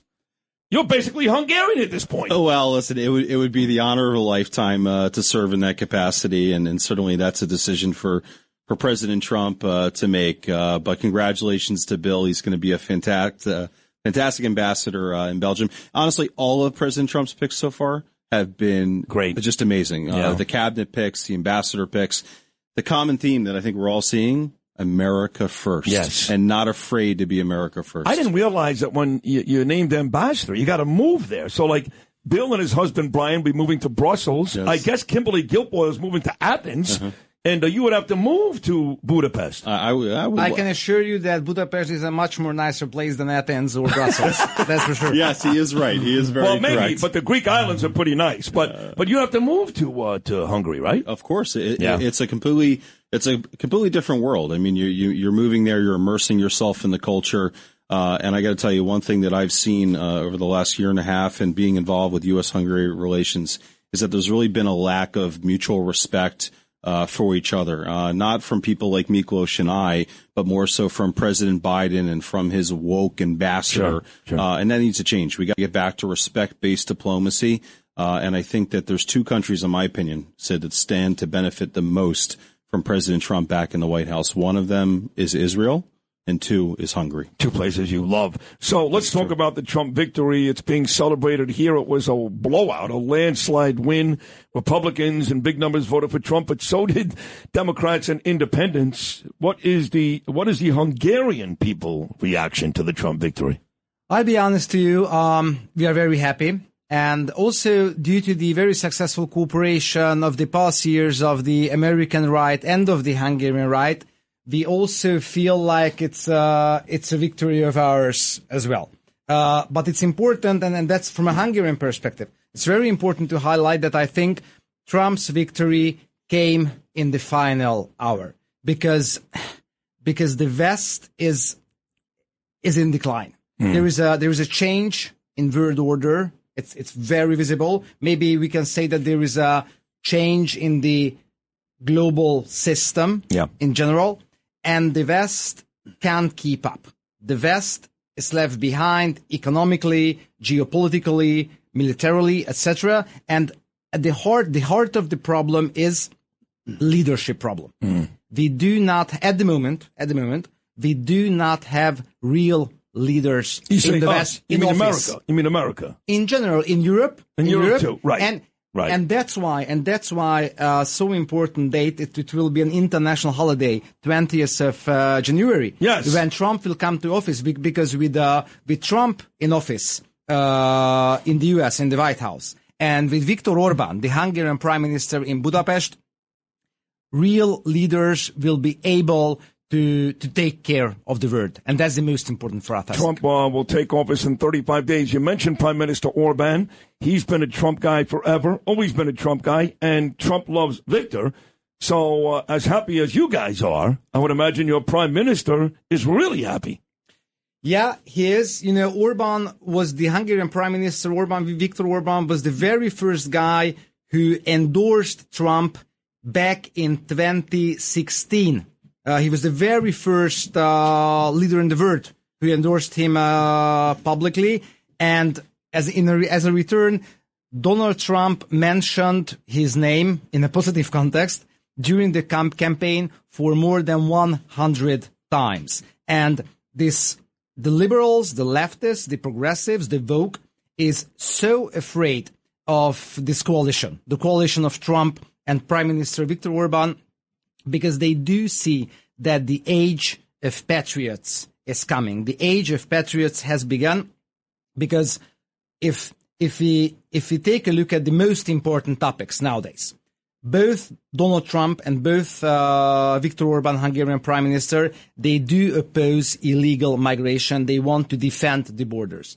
They do oppose this whole gender insanity, gender propaganda, and gender ideology. And most importantly, they would like to stop the war in Ukraine. And those are the most important topics nowadays affecting our life. And Trump and Orban are on the same page if it comes to those topics. You know, Dr. Miklos Santo, you mentioned the immigration. Now, my daughter goes to college, university, I should say, Brian and Doc, in Wales, which is about a 90-minute fast train ride away from London. She goes to Cardiff University. And thank God she's wrapping it up. So long story short, we took my daughter Ava, who's home now, to Israel back last January. She took a picture with an IDF soldier holding a gun. And she gets back to school a couple of weeks later, and she comes to find that the Students for Palestine and Black Lives Matter and all these lowlives went after my daughter on campus to the point where they threatened her. We had to go to the FBI. We had to go to attorneys. We actually hired Princess Diana's attorney. They were holding big rallies in the university with pictures of my daughter Ava and me, calling us baby killers and terrorists. It was awful. And, you know, she went a couple months after that to London and watched this parade where, like, all these illegal Muslims were basically begging for the destruction of Israel. Now, it's not just London. It's all over Europe. Yet, your country, Hungary, that hasn't happened. Why is that the case? Can these other European countries use Hungary as a model to keep out all these wacky illegal Muslims? You know, the Hungarian example shows that defending the borders is doable. Sticking to your national identity and national pride and national culture is doable. But I'll be honest to you. Of course, there is a very obvious link between anti-Semitism and illegal migration. It's very visible all over Europe, not only in London, in Paris, in Berlin, etc. In Berlin, Germany, in Germany, yep. In Germany, the mayor of Berlin warned the Jews a few months ago, warned the Jews of the city not to wear kippah, am I right? Kippah on streets because it won't do good for them, because maybe they will get in trouble. So my point is, I'll be honest, from that perspective, Western Europe is lost. The social landscape, because of migration, and not because of the illegal migration, not exclusively because of the illegal migration of the past years, but of the migration of the last 30 or 40 years. The social landscape has so dramatically changed that there is no way turning back. Those countries, Germany, London, France, that's Western Europe. So you're part of Eastern Europe, right? Let's say Central Europe. Central, okay. So are there countries in Eastern Europe that are doing a good job like you guys are, like Hungary? Give me an example. Look, first of all, we laid down in the Constitution that illegal migration is illegal, effectively. Right. We set up physical border control. We actually built that wall on the southern border of Hungary. And last but not least, the whole political environment allows to speak against illegal migration and to speak out the truth that illegal migration is bad, socially, culturally, economically. And what you mentioned, the differences between Western Europe and Central or Eastern Europe. The real Europe nowadays, is in Central Europe today, because Western Europe, mostly the urbanized areas, the big cities, it's no more the Europe which you may know from a few decades earlier. But the very absurd thing is that Hungary is trying to protect the border, and the Court of the European Union fined Hungary for more than $200 million. Well, what countries, for folks that don't have a big map in front of them, what countries do you border Hungary? Serbia. The most important country is Serbia, which is a non-EU country. Other ones, Croatia, Romania. Other countries are EU member countries. Sure. But our most important border is the Serbian border from the south. Serbia is a non-EU country. Yep. And illegal migrants and human traffickers, human smugglers are using that border and that way to get the illegal migrants to Europe. But here in America, we know about those countries like Serbia and Croatia because of the NBA. Vlade Divac and Drazen Petrovic, who died on the Autobahn many years ago in Germany. But you know, it's not their fault. It's not Serbia's fault. No. Because Serbia is only, migrants are going across the country to Hungary and then from Hungary to Western Europe. The real problem is in the Middle East, in Africa, in some parts of Asia, and the problem is with the NGO groups, the Soros Foundation and the Open Society Foundation, which finances those, human rights groups helping the illegal migrants. And of course, there are the warlords and there are the human traffickers. So it's a network It's network, and part of this network are the lawyers, members of the courts, for example, at the European Union. Because as I mentioned, the EU court, it's an obligation of every EU country to protect the external borders. Hungary is doing so. And because of protecting the border, the court fined Hungary, as I mentioned, for more than $200 million. You can't make it up. And, Sid, it wasn't just the EU from their ivory tower, coming down on Hungary. It was also a lot of the EU member states as well that were criticizing Prime Minister Orban's immigration policy. And now all those countries, as their countries are being overrun, and you're seeing Jews chased in the streets in Amsterdam, and Miklos read a beautiful piece about this a couple of weeks ago. Jews are not being chased in the streets in Hungary. You can proudly walk the streets of Hungary wearing your kippah, wearing your Magen David. What is the population of Jews in that country, percentage-wise? Do you know? I think a few 100,000, but a lot of Hungarians do have Jewish origin. Yeah, sure. And there is a Jewish renaissance going on nowadays in Budapest, in Hungary, and additionally, as Brian mentioned, Hungary and Budapest, the capital, it's a safe space for Jews. So they are allowed. It's a very big thing nowadays, Europe. Jews are allowed to walk freely on the streets without any harm. Compare this to Berlin or Paris. Not even close. Yeah. Well, it's great to see you guys, as always. Brian, I really do hope you're not asking for that position, but I'm asking it for you. Again, Bill White, ambassador to Belgium. Bryan Leib, ambassador to Hungary.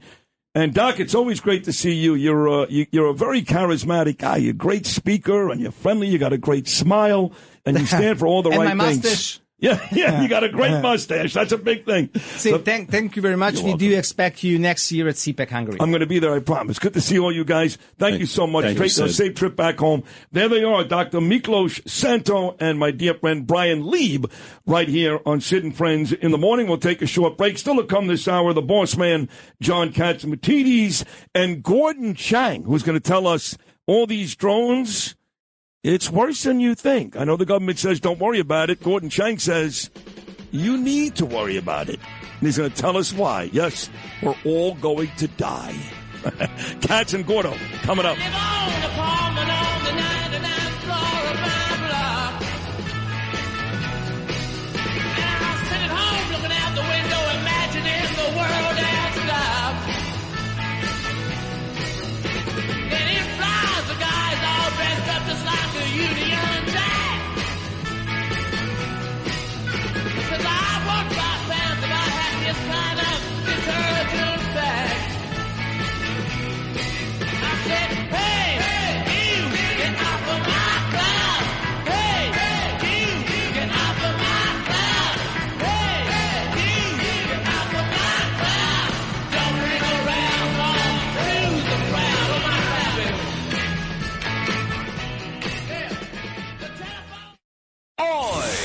This is Sid and Friends in the morning.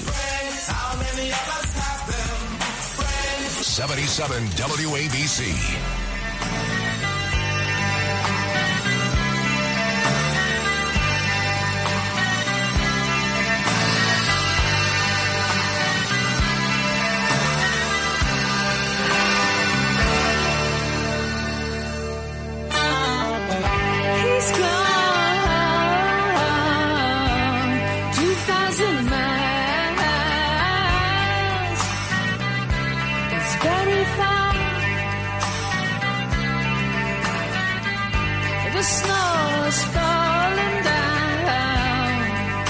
It's colder day by day. I miss you. The children will Funny, you play a Christmas song, and Lewis was kind enough to drive me in this morning because my driver, Gene, had a flat. We had just got into the city, just gotten off the FDR Drive at 42nd Street. And I said to Lewis, I said, it doesn't really feel like Christmas. And then I made the obvious statement, that is, when you're a kid, it's different. And when I was a kid, my parents celebrated both Christmas and Hanukkah. I know now that I'm King David That's a shanda. I know that, Curtis. But the truth is, we celebrated both. And if you've listened to me long enough, you know that nobody, and I mean nobody, had a bigger Christmas Eve party than Harvey and Naomi Rosenberg. It was monstrous. We lived at 2216 Quentin Road, a couple blocks away from Madison High School. I was living in the basement. I had my buddy Jerry Rocco. He was the DJ, and a lot of young people stopped by and partied downstairs. The upstairs was for the adults. We had a piano player, and there were literally hundreds of people that showed up every year. My dad bought a real, not a fake, a real Christmas tree. We had one night about 2 weeks before the party. We'd all get together and decorate it. That was another reason to party. We had gifts everywhere. They would serve the food, my mother and my sisters, at midnight, right before when the clock turned from Christmas Eve to Christmas. And they served all your favorite Italian dishes like chicken rollatine and Parmesan, and it was crazy. And then you'd have a lot of the people that would leave the party hammered and go to midnight mass and then come back and party till 5 or 6 o'clock in the morning. I remember one year as a young kid, I tripped because I was walking over bodies that were passed out in my parents' living room by the fire. Just passed out. And then we take the food the next morning, and my brother-in-laws, Harry and Albert, would take that and make a big breakfast as all the kids opened the gifts. It was the greatest Christmas. The Goyim had nothing like our Christmas. Nothing. That is strange. I know. No, I know. But we also celebrated Hanukkah. We went to shul on the high holy days. It was strange, like but we treason. loved it. It is kind of. Very treasonous. Yes. I mean, my father, I'll tell you one quick story. There was a kid named Lyle Wilpon, and Lyle Wilpon's uncle, Fred, you've heard of him, he owned the Mets. But I was a little boy, and Lyle was one of the only 5 Jewish kids in my class at Poly Prep. I think I remember all their names. Eddie Gerstenfeld, Bernard Levy, these are the only Jews. So Lyle and I became good friends way before his uncle bought the Mets. He lived on Toad Hill and Slauson in a huge house on Staten Island, but his mother loved the fact that Lyle met a Jewish friend at Poly, and she really loved our friendship. And then one day around Christmas, I was at Lyle's house. My parents couldn't pick me up, and Lyle's mother offered to drive me home. So she made the trek from Staten Island to Brooklyn, pulled in front of my house. And not only did we celebrate all these things, but my next-door neighbor, Lou Iovine, he's gone. But he would take reindeer and put it across his roof onto my roof. So he even had reindeer going across the roof. And a big Christmas tree, which was easily viewable from the outside. That is strange. Yeah. So Lyle's mother pulls up and she goes, "Hey, wait a second. Is that reindeer on your roof?" I'm like, yeah, that's reindeer. Yeah. "And is that a Christmas tree inside your house?" And I'm like, yeah, that's a Christmas tree. Yeah. Never spoke to the kid again. Wow. That was it. She went home and said, "That's it." And, years later, I actually started talking to Lyle again. We met accidentally, and it had to be 20 years later. But she was appalled and shocked. Now she should know I'm King David, but then it was different. So, I would come home from school. I couldn't wait to watch Rudolph the Red-Nosed Reindeer. My favorite one ever, of course, is The Year Without Santa Claus. Yes, the Miser Brothers. That's right. Freeze Miser. Yeah. And Heat Miser. Snow. But I loved them all. Frosty. Santa Claus is coming to town with Burgermeister, Meisterburger. All of them. And I just reveled in Christmas. And now that I'm older and Jewish, again, it's just, I don't feel it, even a little. You got a Christmas tree. That is... Yeah, it was a huge Christmas tree. Okay. It was real. It wasn't even one of these fake jobs. I begged my parents to get a Christmas tree, and they would always say, "We're Jewish. We're not getting a Christmas tree." Well, not happening. It was different then. A lot of our family actually celebrated both. In the backdrop of the Christmas tree, we'd be lighting the Hanukkah menorah. Well, I better get on that. My God, I better get a menorah. I better put Fiddler on the Roof on my roof. Jeez, are you kidding me? But you could just imagine how festive it was that time of year. It was unbelievable. And now it just doesn't happen, so. Okay, well, go ahead and do it. You're allowed. Go ahead. Go get a Christmas tree. No. Now are you crazy? I'm going to Israel twice a year. I'm looking to become the anti-Semitism czar of New York through Donald Trump. Those days are gone. They were great, but they're gone. My father's dead anyway. It's not the same without my dad and all that. He was the life of the party. It was always the same two people that showed up first to my house every year. Same two people. Their names, Vic and Dolores Zapinski. And their son, for Howard Stern fans, you know who he is, Ross Zapin. He got rid of the SKY. It made him too Jewish. But Vic and Dolores Zapinski, the party was called for 7:30. They show up at 7. And their son is Ross Zapin. Love those people who come so early. That's great. And you're not ready. Every year, my father's like his ball bag is hanging out, the whole thing. Well, that's a reason to get there early, of course, to see that. My nephew Eddie Baker checks in. Yes, Eddie, boy, you were just a little boy. That Lyle Wilpon story is true. We'll take a short break. When we get back, we'll talk to the boss.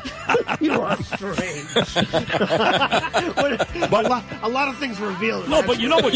When people say, why are you so good at what you do, it's because there's stories like this. Okay. If you don't have stories like this, you'd be talking for 4 hours about drones. John Catsimatidis is next. 2,000 miles is very far through the snow. I think of you wherever you go.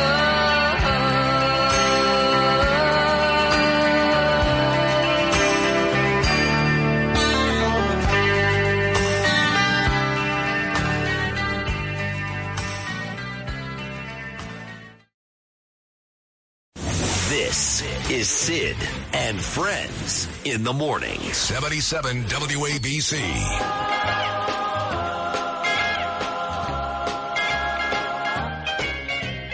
Rocking around the Christmas tree at the Christmas party hop.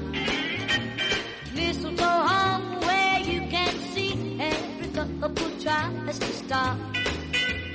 Rocking around the Christmas tree, let the Christmas Big party here last night, the annual Joe Piscopo Frank Sinatra party. 2 major parties here over 5 nights. Suzanne Miller's podcast party last Wednesday, Piscopo Sinatra party last night. That means our boss, more importantly our friend, but he is the host of not one but 2 great shows here, Cats and Cosby, 5 p.m. every weekday afternoon, and of course 8 a.m. every Sunday morning, the Cats Round Table.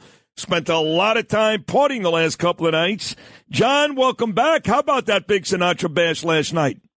They wore me out, Sid. I mean, I am worn out. I mean, I even slept late. I missed your first hour this morning. That's not, well, you were up late, too, because you and I were texting at about 3 o'clock in the morning. You got the story that there was radiation in the air. I actually booked Gordon Chang because you texted me at 3 o'clock this morning. So you were up late keeping up with the news. There's so much stuff going on. It's unbelievable. And I tell you, we better celebrate every day because that's what Christmas time and and holidays are all about. And I look forward to it. And you know what I plan to do on New Year's Eve? What? For the last 2 years, I've been in the studio, me and Margot, talking to the whole world. We had calls in from Australia, from Japan, from California, all over the world, and wishing everybody a happy New Year. And that's how we spent the last 2 New Year's Eves. That's true. No, I know that. I actually called in, and it's a fun way to do it, and the listening audience certainly appreciates it. That's for sure. They love you. So let me get to the big story that you texted me about this morning. All these issues with the air and these drones flying all over the place. Again, Gordon Chang seems to think, as he usually does, that there's something much more dangerous about what the government is telling us. They're not being honest with us, much more sinister. What are your thoughts on all that? Well, first of all, the drones that are flying up there are very, very sophisticated drones. And I hope they're ours, and one of the suspicions are they are ours, and they're up there to detect any radiation from possibly a possible. I don't want to say it. A bomb. A possible bomb coming in through Canada, and that was the rumor. Yeah, no, I heard that rumor too. Yeah. Yeah, again, that's a rumor. There's no, but there is radiation in certain areas, and I think some of those drones are there to detect where it is and track it down. But they're very, very sophisticated, and who knows? I mean, I think we have to take one day at a time, and for the government to not tell us anything and to act so stupid, that's a concern to me. And they should let the people know. I mean, I guess they're afraid of panic. And so let's just take one day at a time. I'm sure everything's going to be okay. Trump actually said this weekend, shoot them down. I agree with Trump. I mean, if they're enemy drones. Not if they're ours. Well, who cares? We shouldn't be flying them out there like that. Shoot them down. I don't care. Yeah, I don't care. If they're there to find out where the nuke is, we don't want to shoot them down. We've got Bruce Blakeman coming up next hour, too. This is something, John, you and I talked about on Saturday. Very, very, very exciting news. You've already got WABC. We've got a tremendous presence in the New York Post. A lot of our guests, they transcribe the interviews in the New York Post as an ad every Wednesday for some of the exciting shows we've got here. And, both of us have Long Island connections. You're in the Hamptons. I live a stone's throw away from Nassau County, but all those guys, like you, they're my guys too. So the news is that it looks like the New York Post is about to have a special edition that comes out just for Nassau County. Is that right? Well, they're opening up a Nassau County office, and, we work very closely with the New York Post, and they're going to open up a Nassau County office, and they're celebrating it with Bruce Blakeman today. I think you have Bruce Blakeman on. Yes. I'm going to have Bruce Blakeman on at 5 o'clock, and we're going to talk about it. And Nassau County people are law and order people, and we respect them. And we're going to work very closely with the Post. We're going to work very closely with Bruce Blakeman and deliver the news. And that's what it's all about. They are a great group out there. They're all great. Coming out of Nassau County, the New York Post and WABC is going to fix it. I love that. I do love that. That's awesome. Great people out there. Joe Cairo, Bruce Blakeman, Peter King. I mean, all of them great, great people. What are your thoughts, John Katz, on this Ingrid Lewis-Martin story? I know you know Ingrid very, very well. She talked about retiring months ago, but she abruptly retired yesterday amidst a lot of rumors. She's about to be indicted any day now. Any thoughts on Martin and the mayor? Ingrid is a very, very lovely girl. She's very, very religious. She goes to church a lot, and she's a religious lady. And I just hope they didn't entrap her in anything or nothing stupid happened. And I pray for her because she is a great lady. The paper in Greece at one point actually wanted you to become the president of Greece. This is true, folks. And you'd be a tremendous choice, but I'm not sure you're ready to give up New York and all this just yet. Trump, I love New York. I'm not leaving. You're not leaving. But Trump did announce this week, or last week, I should say, John, that another mutual friend of ours, Kimberly Guilfoyle, who used to date Trump's son, that's over, but she did date him, that she would be the ambassador to Greece. What do you think about that choice? I think it's a terrific choice. Kimberly is a very joyful person, and she loves Greece. She loves Greek food, and I'm helping her in any way I can. And I think it's a good choice, and she does look forward to it. I'm just curious, would you be able, John, to continue to run and host on ABC and all your supermarkets and energy companies and oil companies and also be the ambassador to Greece? Or no, because I guess you'd have to move to Athens, right? I've been offered it in the past. I turned it down. Really? Yes. But would you be able to do that from here? I'm not interested in being called, your ownership or whatever they call it. You don't want any of that, right? Yeah. No, I don't want any. And you love your homeland. I want to help my kids. I want to help New York, and I love being in New York. All right, fair enough. Well, this is a very, very exciting day with Bruce Blakeman joining both you and I this morning, John. We'll get all the news from Gordon Chang and all this stuff you texted me already this morning. Thank you for that. Coming up in a couple of minutes, and then we'll make this major announcement today. This great partnership between the New York Post, WABC, Nassau County, as you continue, John, to grow this amazing WABC radio station. Oh, one more thing. When is the other station coming around? Well, we're looking maybe mid-January. We're working on it right now. We just get all the lawyers working. Excuse me. We got to get the lawyers working during the holidays. Right. that ain't easy, as you know, John. That ain't easy. No. Well, thank you for hopping on this morning. Listen, enough parties. I mean, Yes. I'm already partied out. I know that they're going to kill you, John. I think we're done, though, right? Are we done? Is that it? Well, my voice, I think there's one more party this week. Oh, God. Oh, yeah. My voice is starting to give out. Oh, yeah. Well, you got to drink a lot of water, a lot of hot tea, and try to get I mean, you don't rest because you work. You're running 19 different companies. God bless you. You're so good. Well, thank you for hopping on this morning. As always, great job, John. You know we love you. Thank you. Stay safe. Take care. We'll talk soon. I'll see you soon. All right. I'll see you in a little bit here at the office. The great John Catsimatidis right there doing a tremendous job with WABC. And again, we'll talk to Bruce Blakeman coming up next hour. Short break when we get back. He says it's more ominous and more sinister than they're telling us. Gordon Chang on the real deal with these drones and radiation in the air. Gordon G. Chang on Twitter. He's coming up next.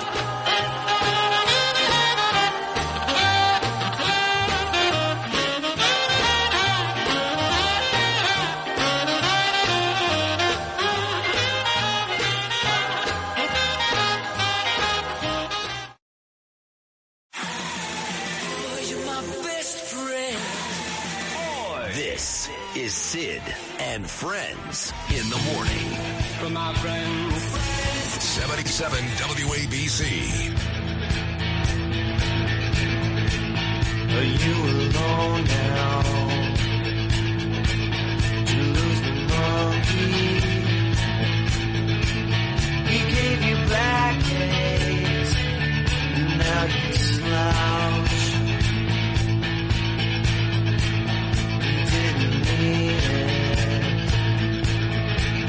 It's just a dummy reading Playboy on your couch. And now it's time to say what I forgot to say, baby, baby, baby. Come on, what's wrong? It's a radiation vibe I'm grooving on. Don't it make you wanna get some sun? Nicely done, Lewis. Perfect song for Gordon Chang and our upcoming conversation. Chris Boyle checks in, my guy Chris. He says, coming up at 9:25, it's going to be Nassau County Executive Bruce Blakeman and the New York Post digital editor, Erin Geismar. Today, they are naming the New York Post the official newspaper of Nassau County, which basically means, hey, Newsday, suck it. Newsday sucks balls anyway. The most biased, well, not the most biased, but it could easily be the New York Times stepchild. Anyway, a lot going on. There's drones, there's radiation. Maybe they'll put that on the masthead of the Post. Yeah, sucks balls. Sure. Read us. Gordon Chang is the best. Nobody better. You can follow him on X at Gordon G. Chang. Gordon, good morning, buddy. How are you? I'm fine, Sid, and thank you so much.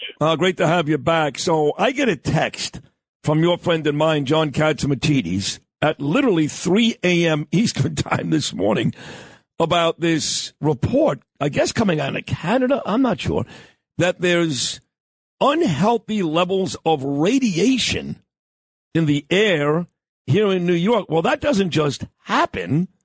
What is that all about? Yeah, there are reports that there are 2 spikes of radiation in the New York metropolitan area, one on each side of the Hudson River. One is in Weehawken, which is the entrance to the Lincoln Tunnel. The other is on the New York City side of the Verrazano Narrow Bridge. Now, this is interesting because it sort of fits into what some people have been saying, and that is that these drones, if they're domestic, and the Pentagon and the National Security Council says they are, we'll get to that in a moment. But if they're domestic, the question is what is occurring? Because these aren't hobbyists. This must be the federal government. They're not going to be testing over a populated area. So it looks like an operation. If it's an operation and they're gamma ray spikes, well, that suggests that these drones are sniffing for radiation. And that suggests that the federal government is concerned that some party, either a terrorist but more likely a state, has actually put an atomic weapon or a nuclear device someplace in the New York metropolitan area. Now, I know that's rank speculation, but the point is, in the absence of information from the administration, Americans have got to think this through themselves.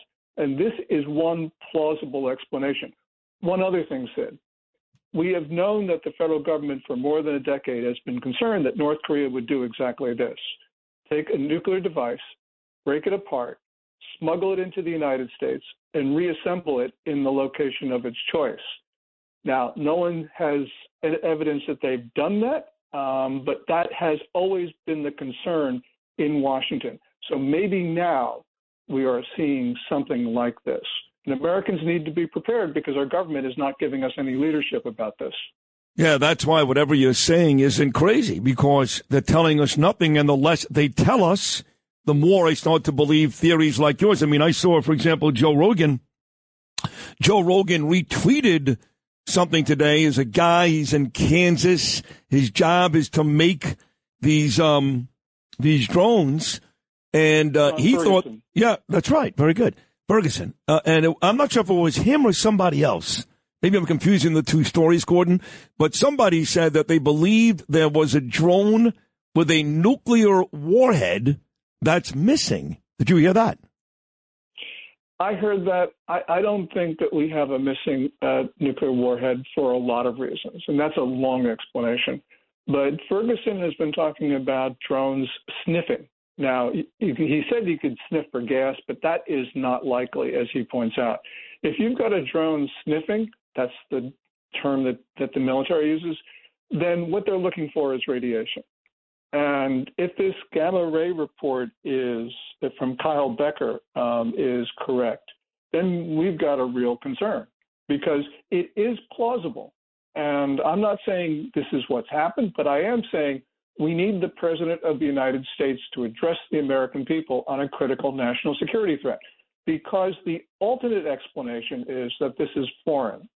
And if this is foreign, as some people in the U.S. military believes, we've got a real issue because the U.S. Air Force has been told to stand down from the source that I have. So I'm struggling. I'm trying to put together what we know. And what we know, there are only ominous explanations. Yeah. For example, there's a report this morning that I heard my news guy Nome state, which said if a drone crashes, if one of these drones crash in New Jersey, they told their local firefighters to stay away. But why would they stay away other than maybe there's something emitting from these drones, whether it's radiation or something nuclear, that they're worried these people would come into contact with? Yes, and that's prudent, and I can understand an advisory of that sort. But yes, that tells us what the stakes are here because we don't know. And that's why the most important thing is for the President of the United States, for Biden to talk to us. And if he addresses it in a meaningful way, then a lot of this speculation will go away. You think he knows? I mean, there's, and not only because he's basically shot, he is shot, but even on top of that, it's not like this Pentagon, the intelligence for this administration is all that sharp. So when you combine his cognitive issues with his administration, they may not know. Well, you would think that the U.S. military or the Department of Homeland Security would know. But at this point, and this is going on for quite some time because we've had these drone sightings since last month, I think that I think the president of the United States should say, we don't know. I mean, at least we are now getting to someplace. I mean, the Pentagon says these aren't foreign. Assuming that's true, then the more ominous explanation is, yeah, they are sniffing for a nuclear device. So, yeah, I want to know. I want to have someone in authority not speculate, but just tell us what they know. And then I think we have leadership. And that is leadership. But what we have right now is the absence of it. So in the absence of it, as I said, we Americans have got to take care of ourselves because our government obviously is not up to the job. Donald Trump said over the weekend, we should just shoot these things down. And somebody said, well, what if they're ours? Well, yeah, that I guess that's a little different, but he did say we should just shoot these things down. Your thoughts? Yeah. Well, first of all, I guess we got to be concerned about when these things fall to earth. But at some point, we've got to put the common good above the good of somebody on the ground because this is getting extremely serious. And at this point, we have got to take measures which are desperate because clearly this is a national security situation. Clearly we have a government that's not talking to us. And so clearly we've got to do something important. Now, I don't know if any individual has the capability of shooting one of these things down, but they should be given the authority to do that. Every citizen should be given the authority to protect their airspace, and that means shooting these things down. I had a radio host from New Jersey on a couple of days ago, and this was last week, and he was talking to Congressman Jeff Van Drew out of New Jersey, Gordon. And Van Drew was saying, well, there's a mothership from Iran off the coast of New Jersey. There were other rumors. There was a mothership from China off the coast of Jersey. And, of course, people were just kind of throwing stuff out there. But my issue becomes this.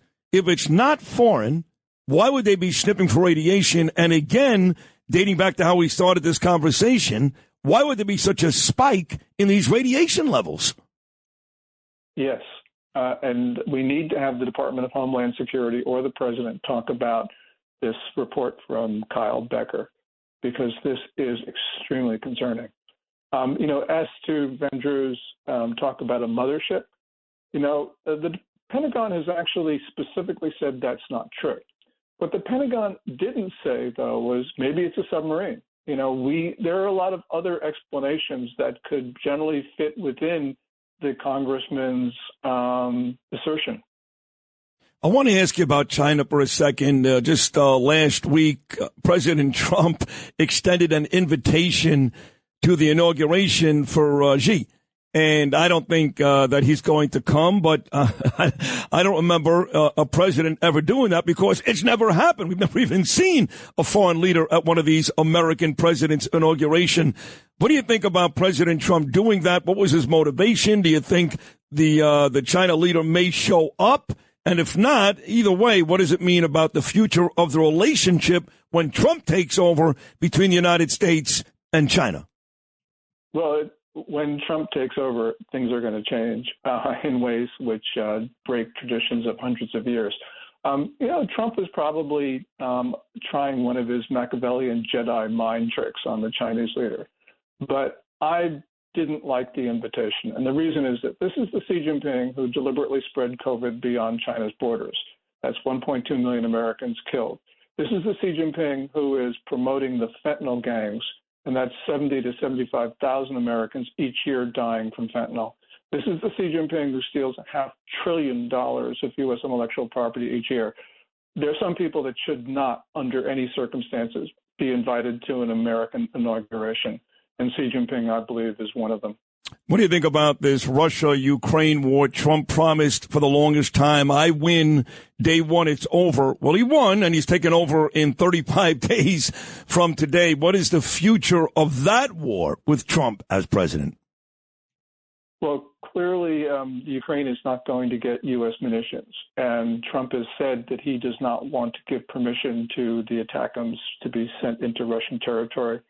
That materially helps Putin at a time when Putin is in trouble.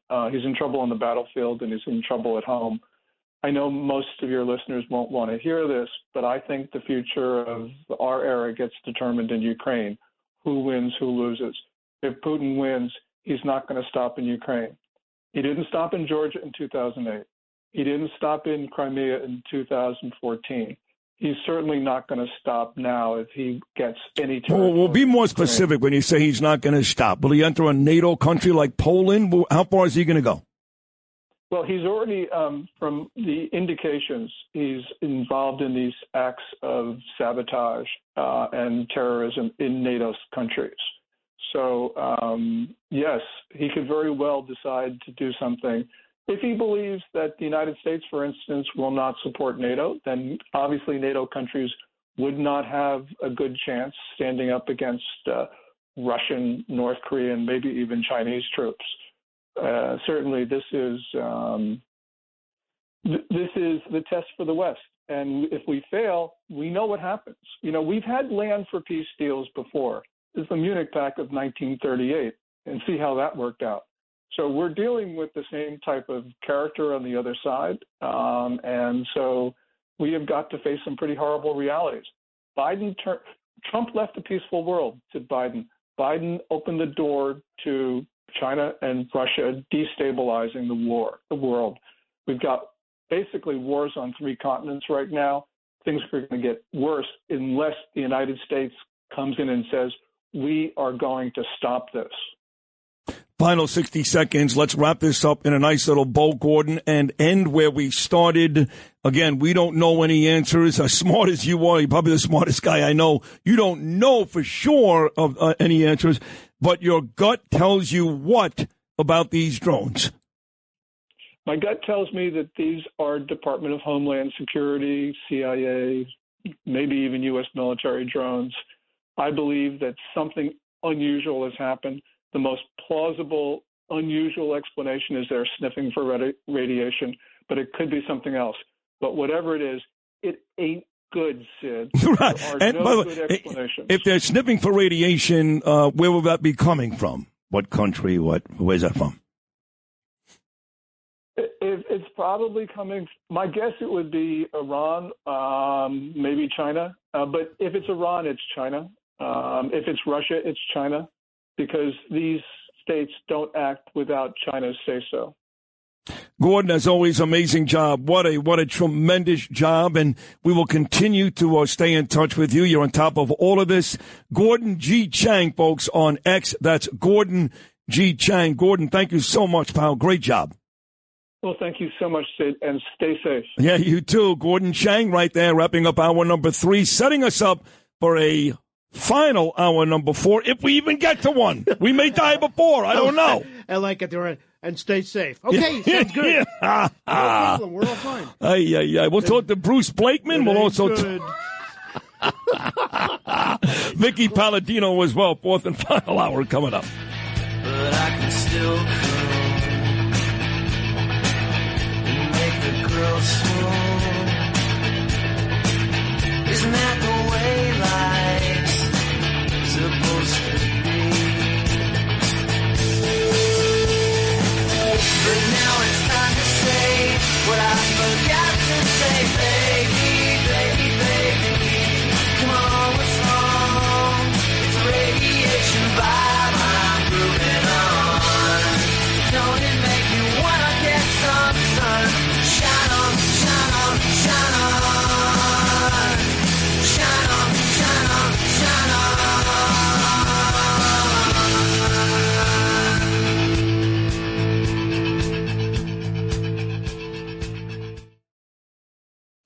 Entertaining and informative. This is Sid and Friends in the Morning. 77 WABC.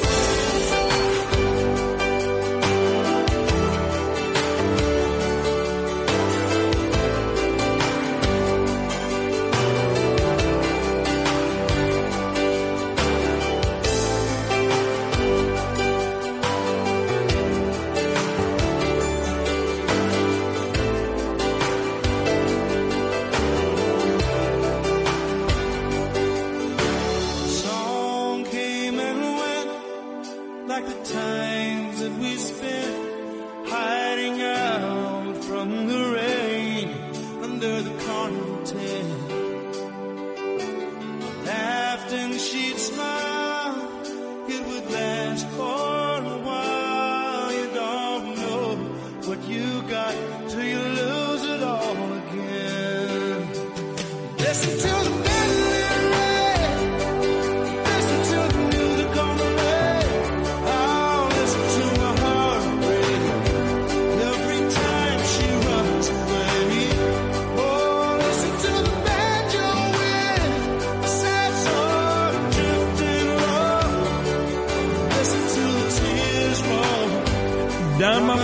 as it turns, the great Bruce Hornsby in the range, Mandolin Rain. It is raining outside, but that's particles from the bomb, not Gordon Chang. He's causing complete panic. Even my beautiful wife, Danielle, just said, "Is there a bomb?" I mean, he's causing complete panic, but that's what Gordon does, you know. And I don't blame these people. You get in the car, you hear that, you're like, what's going on? But don't worry about it. We have to be prepared for the unimaginable right now, Sid. This is not something we're used to. He doesn't even try to hide it. He's like, "I'm going to tell you something right now that's really awful." Okay, great. Weren't we supposed to explode like 2 years ago, though? Yes, okay. yes. So I'm trying to figure this out. Did I miss it? No. Did I blink? Did we just explode and now we're I back? don't know. Remember, what's his name also told us many years ago that the Earth was going to be gone by now. Or was it Al Gore or somebody told us it? I don't know. Oh, probably. I mean, yeah. Shout out to my buddy Robbie Sestito and the guys at Panini Rustico listening this morning. Robbie's the best. All of them. Robbie, Louie, the whole crew, but Robbie especially. We got Bruce Blakeman coming up in about 5 minutes. Big partnership about to be announced. WABC, New York Post, Nassau County. According to Boyle, the Post is about to become officially Nassau County's newspaper because, as I said earlier, in very eloquent fashion, I must admit, Newsday sucks balls. So that's why the Post is going to be Nassau County's. Hey, did you cut up, Noam, the specific part with Gordon? At the very end, I asked him to kind of revisit where we started the conversation.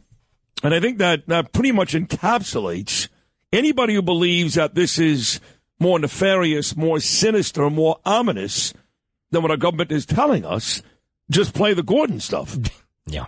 When you talk about the drone story, no? Yeah, I could, yeah. Well, I'm not asking you. I'm telling you you should. were telling me I should do that. All right. Yeah. Well, I'm going to do it then. Don't you see we're under impending doom right now? You need to warn people of what the hell's going on here. Jeez. Or just take 2 years ago's warning and stick the date on Just today. do that. Just to send and say, no, See what he's saying? Real. This one is happening. Now we're really in peril. Sid, forget about what I said a couple of years ago. That's nothing compared to what we are about to face. This is a magnitude of which hurricanes and tsunamis cannot even fathom. It's so bad. It must be bad because it got Fatso Chris Christie talking again. Somebody dragged him out of the local Ponderosa.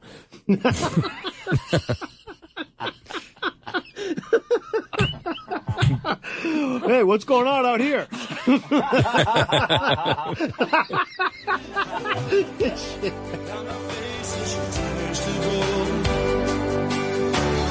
Running down by the lake shore, she did love the sound of a summer storm. Lay on the lake like a mandolin, now it's washing her away once again. Oh, yeah.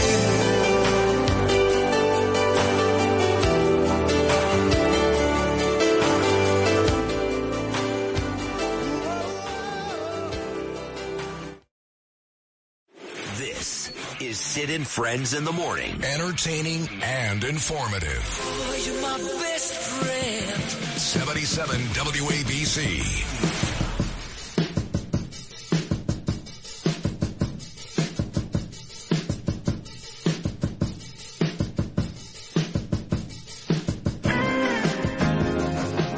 My phone blew up. Ponderosa line. You know, I ate an M&M. I gotta stop eating those anyway, but and then inevitably, because I'm old and dying, and for some reason my throat is like closing up on me as I'm getting older. I always get like a piece of the candy stuck in my throat, and I don't know. What the hell's happening to me? I mean, I look great. I got a great tan last night in Howard Beach. I mean, I'm really tan this morning. Dark blue shirt. Brown jacket. I look great. It's pouring out, and you got a tan. I know. It's great. It looks so stupid. What color was the M&M that you choked on? Do you know? There was a green one. Oh, yeah. There you go. Those do it all What do you the mean, time. there you You're go? never supposed to eat the green ones. Not at all. Everybody knows that. Is that true? Are you kidding? What do you Stop think? it. You're supposed Rock to take the green. bands always say it in their rider, no green M&Ms. Oh, stop it. Is that true? It is true. True. Do they make those in Tehran or something? You know, there's a... if you want to be ignorant. Yeah. Same deal with Skittles, by the way. Yeah. Gordon Chang, by the way, has told me about the Quiz. I'm sure he has. You know, Bill White sent my friend Boris Epstein a text earlier this morning. Bill White was picked by Donald Trump, the president, to be his ambassador to Belgium. So I said to Bill, I said, you know, Boris Epstein, out of the blue, we're friends for 3 years, all of a sudden starts following me on Instagram yesterday morning. Clearly they're betting me. And Bill didn't disagree. Neither did many other people. So Bill sent Boris a text and said, you know, you really should consider, if you don't have something, just make it up. Like, you know, some anti-Semitism thing for Sid, because President Trump loves Sid. Sid loves the president. Sid's the Hebrew hammer. Make it up. This is turning into like, have the kid go up to the cockpit and give him a set of wings. Basically, yes. And then he'll enjoy. Then he'll go away. And he'll enjoy the flight. Yeah, I need my wings. I need my wings from Trump. I'm never going to go away. Just give him something, and he'll stop talking. Well, now I'm freaking out too, because he's never told me what Boris said. The answer, which probably was something like, "Are you nuts?" But he hasn't told me so. Like Bruce Blakeman, I thought by now was going to be some macher in the Trump administration, but Bruce has remained very consistent, and I love Bruce a lot. He's remained very consistent. He loves his job, and I believe that's true, and he's great at it as the Nassau County executive. And there's big news. WABC, Nassau County, and the New York Post all doing a deal. They're going to have their own bureau, the New York Post, in Nassau County. And now the Post is the official newspaper of Nassau County. All this, according to Chris Boyle, who you can only trust so much, you know. So we're going to get the actual information now from the Nassau County executive, Bruce Blakeman, and also the New York Post digital editor, Aaron Geismar. Bruce, Aaron, good morning. How are you? Good morning. Hi, how are you, Sid? I'm doing great, guys, both of you. Let's start with you, Bruce. According to Boyle, the New York Post is now the official paper of Nassau County. Is that true? Well, I am proposing it, and I am very confident that the legislature will take my approval. So I spoke with Presiding Officer Howard Coppell. He's very enthusiastically behind it. So, yeah, we're going to make it happen. Aaron, is part of the reason for that because New York Newsday has become so biased? I've mentioned that a couple of times. I mean, to me, New York Newsday is just the suburban edition of the Times. I mean, they are brutal. Is that part of the reason why? Right. Well, I think you're definitely hitting on the point there. I mean, we think that our coverage, our point of view, it all aligns better with the readership on Long Island. We think that what we do can reflect the community a lot better than what the current media is doing out there. No, well said. So, Bruce, it's a threesome here. It's not just me, you, and Aaron right now, but WABC, the New York Post, and Nassau County, because obviously John Catsimatidis, WABC, all of us here are dear friends with you guys. So it's basically a three-pronged deal, yes? Yes. So John Catsimatidis, Keith Poole from the Post, and I have been talking for quite some time about that relationship of making those media outlets official media outlets of Nassau County. And we did it for a lot of different reasons. First of all, we believe that the New York Post and WABC, they are increasing their penetration in the metropolitan area, and specifically in Nassau and Suffolk County, where we want our messages to get out. That's number one. Number two, there used to be a division between editorial and reporting at Newsday. We find that's not the case now. We've heard reporters tell us that editorial has told them not to write good stories about Nassau County, not to report certain things that were positive. We saw that in the transgender ban that I instituted. Basically, they call me transphobic, and I had the most probably acclaimed athlete in our generation who became a transgender woman, Caitlyn Jenner, who supported my position and came from California to New York for a press conference, reported by every media outlet in the world, Reuters, New York Times, Wall Street Journal, you name it. And our own newspaper, even though the event happened here in Nassau County, chose not to even cover the event, not to write about it. And at that point, I realized that they weren't interested in covering the news. They were interested in making the news. So we then made a decision that we were going to look for other media outlets. And I think the New York Post, WABC, they're great fits. And I think they're also very fair. They ask tough questions. And listen, when we're wrong, we should be criticized. That's what you want in freedom of the press. But when we do something right, we'd like that to be reported as well. No question. So Aaron, this is not a case where because New York Newsday is so biased one way that the Nassau County version of the New York Post is going to be so biased the other way. Basically what Bruce just said, you'll be fair.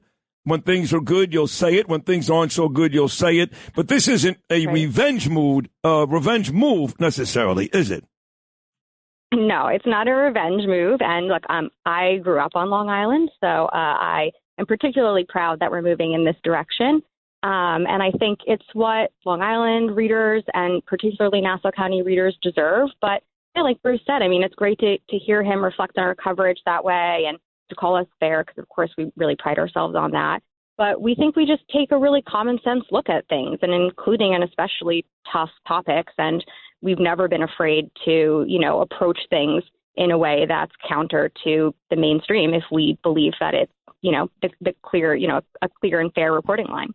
So give me, Aaron, if you wouldn't mind, you're the digital editor. So there's going to be an online presence, obviously, for the Nassau County edition of the New York Post. And then what, a pullout in the actual paper? How does all that work? Yeah, so there's going to be a page in the print paper every day, and then online we will have a section of the website where you can find the coverage, but it'll also just be, interspersed throughout the website. On our homepage, you'll be able to find it.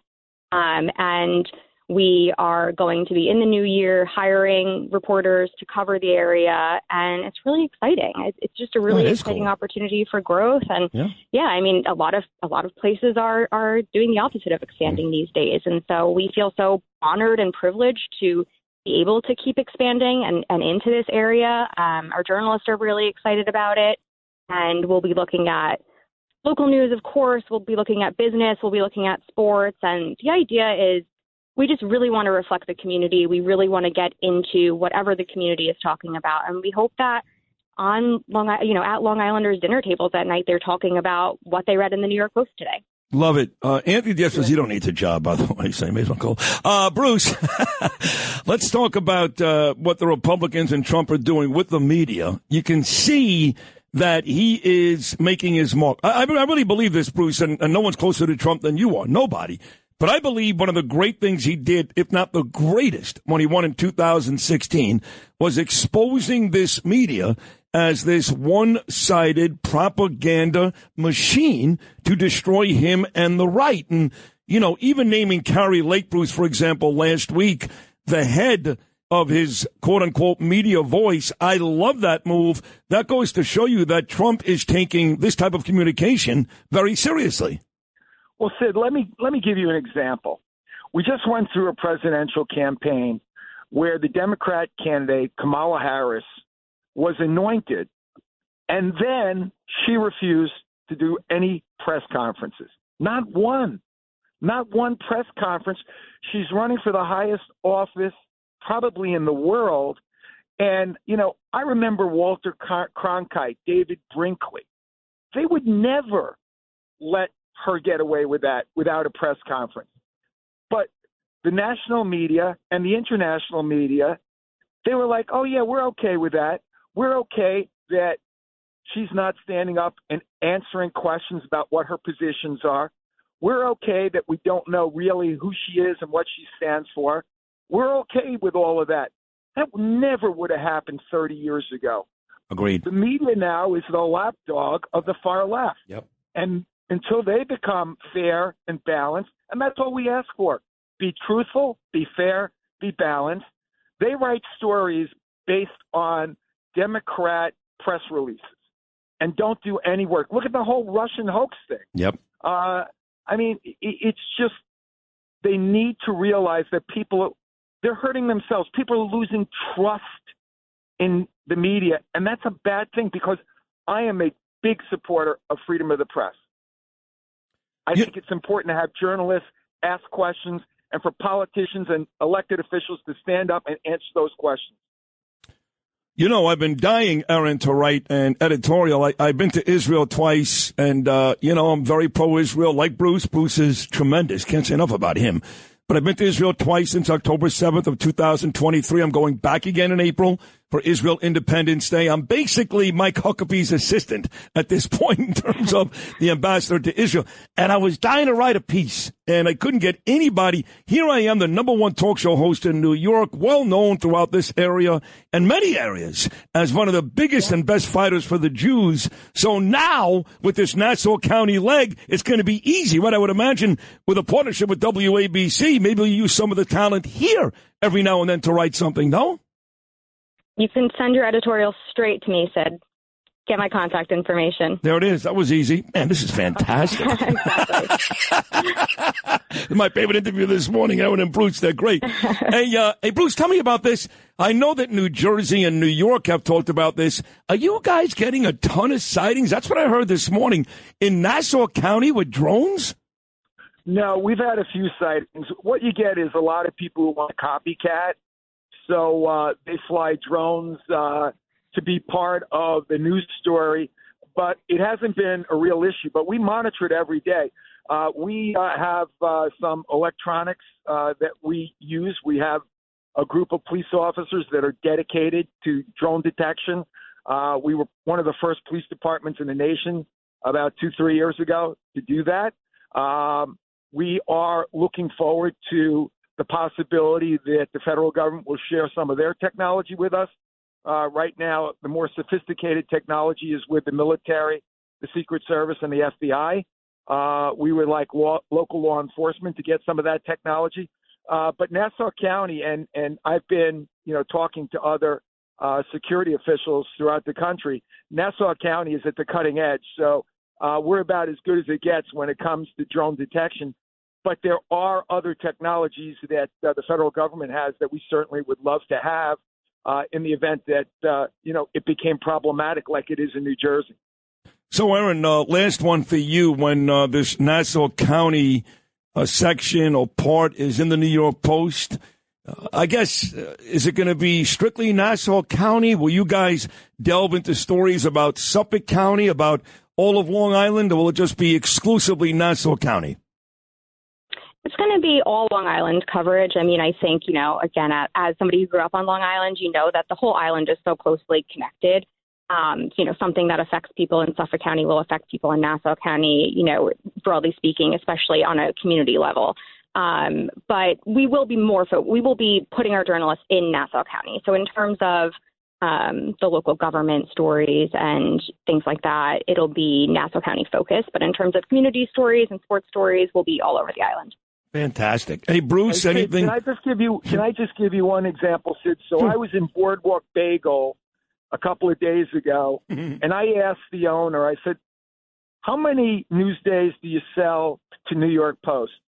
And he said, it's 5 New York Posts to every newsday I sell. Wow. Wow. So people are making the choice themselves. This isn't just me or the legislature here in Nassau County. The people have made their voices heard that they prefer the news from the New York Post. So, I think that's important to point out.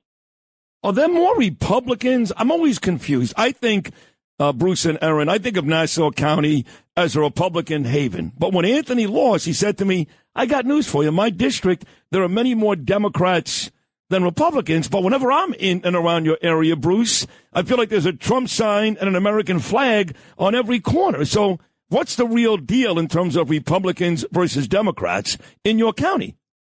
Well, there's over 200,000 more registered Democrats in Nassau County than Republicans. But here's the bad news for the Democratic Party. They need to change their ways. Independent voters are overwhelmingly voting for Republicans, and common sense Democrats are voting Republican. There's a whole group of Democrats who come from the party of Kennedy and Truman and even Lyndon Baines Johnson, who were moderate Democrats, who were, strong on the military, believed in tax cuts. And, I think we're winning them over.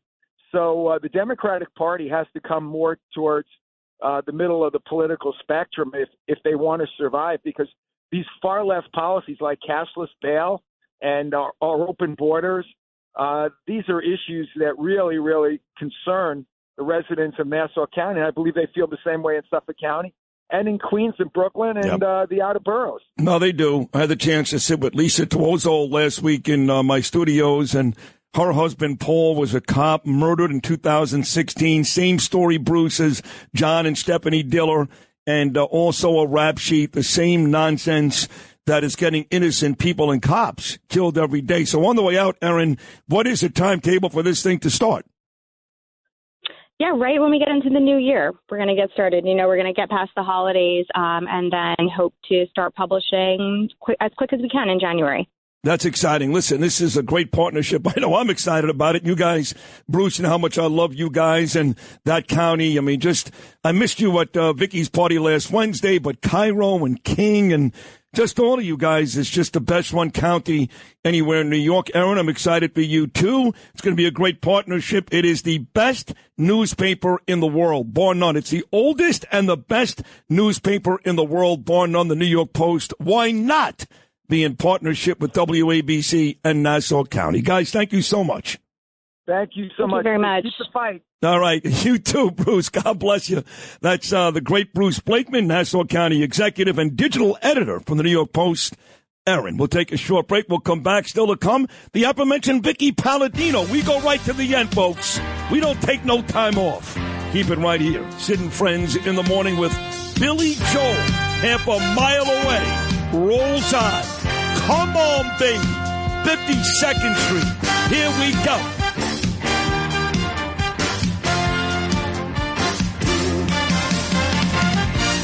Gio is a friend of mine. We get some money and we buy a cheap wine.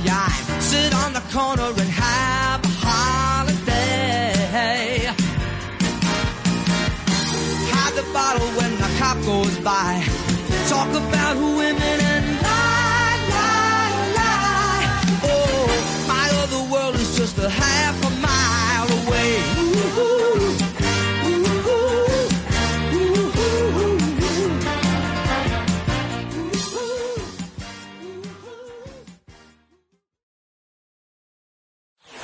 77 WABC. This is Sid and Friends in the morning. No, I get by with a little help from my friends.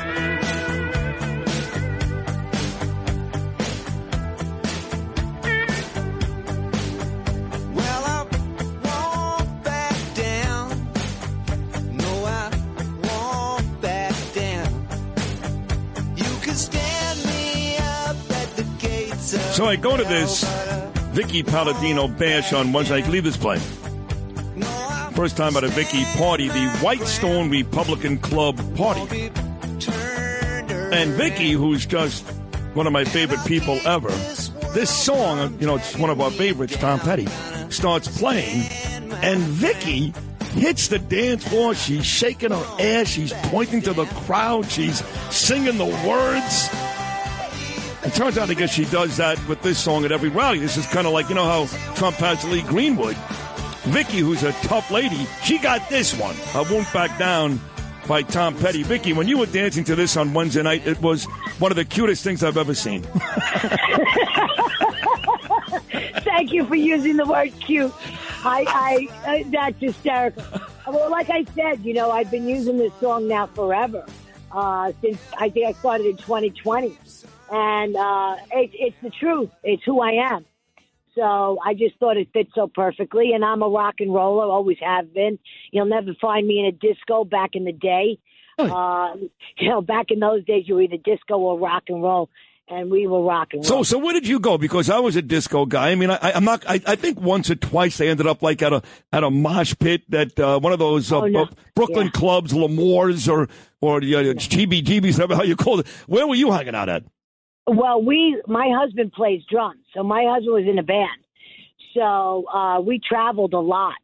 So as a younger person, I was always in a big truck driving to Connecticut, driving to upstate, driving to Ohio. We've been everywhere, Pennsylvania. And, his band was a copy band. Back in those days, they were really popular. And everybody, it was live music, and that's what we did. So that's why I always said, I'm not going to be your typical powder blue suit or your powder pink suit council member. I'm going to be your boot wearing, jean wearing. Damn right. Damn right. And take that boot and shove it right up your ass if you don't listen to me. Yeah, if necessary. Hey, they got a point on the toe. The point isn't there for nothing. No, Vickie, listen, let me tell you, the love for you that night was immense, and it was deserved. I got to tell you, that I've been friends with Tom Knipp a long time. I sat next to him. Everybody there I've been friends with for a lot of years, except for one person who's now my new best friend, Scott Pressler. Crazy, right? Yeah. Yeah, he's a great guy. I mean, he's actually, when we had him at our club a number of years ago, like 3-4 years ago, he really stepped up, and he was just some young kid. And he had this idea, and his idea was to change people from Democrat to Republican or just register them as voters. And he went on a mission. And at that point, very early on, he was doing everything out of pocket. And that's why, as time moved on and Trump lost in 2020 the way he did, it was bad. And he figured, you know what? He was going to go to PA, and he did. And he managed to do what he managed to do. He started his own little coalition, and he's quite remarkable. These people, these young people we talk about, Sid, at 26, can you imagine having the brain to do that? No. Like you got Gavin Wax, who's only 30 or 31. You got Stefano Forte, he's 25 or 26. Yep. When you look at these kids who are taking a leadership role, proactive, boots on the ground, leadership roles, that's why I raise them up every chance I get. Love it. And I've often said, there comes a time where, you got to pass on the baton. You have to just say, and when I see people like that, they make you want to do it.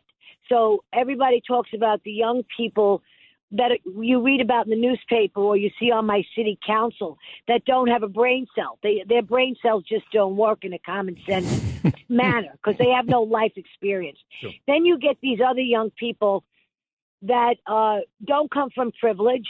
They come from doing, and working hard. And this is why you have two different sides of the coin. So these young people, I do everything I can, Tom, to promote them and to make them do what they need to do, Sid, and that's it. And you do a great job. And both of those guys, Scott and Gavin, both spoke on Wednesday night, and they were terrific. This is the great Vickie Paladino, who just referred to me as Tom, but of course she still has Kniff on her mind. I had Tom on my mind. Go ahead. I'm sorry. I don't know why I just did. No, because you're probably picturing seeing me and Kniff sitting next to each other at your great party. And you really, I did not know you knew Tom. I mean, very good friends. Yeah. Oh, yeah. I had no idea. Yeah. And when you said I put you on the flyer, so I really locked you in. That was friggin' hysterical. That is true.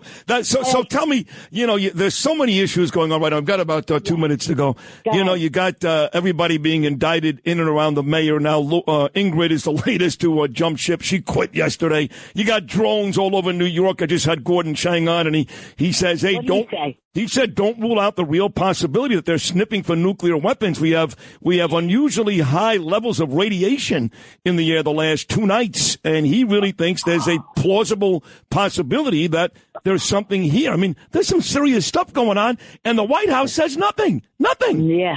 Well, that's no surprise at all that they say nothing. But the tragedy of this not saying nothing is that these could be spy drones. I watch what I say because of panic and because everybody's starting to get very edgy, and they should be.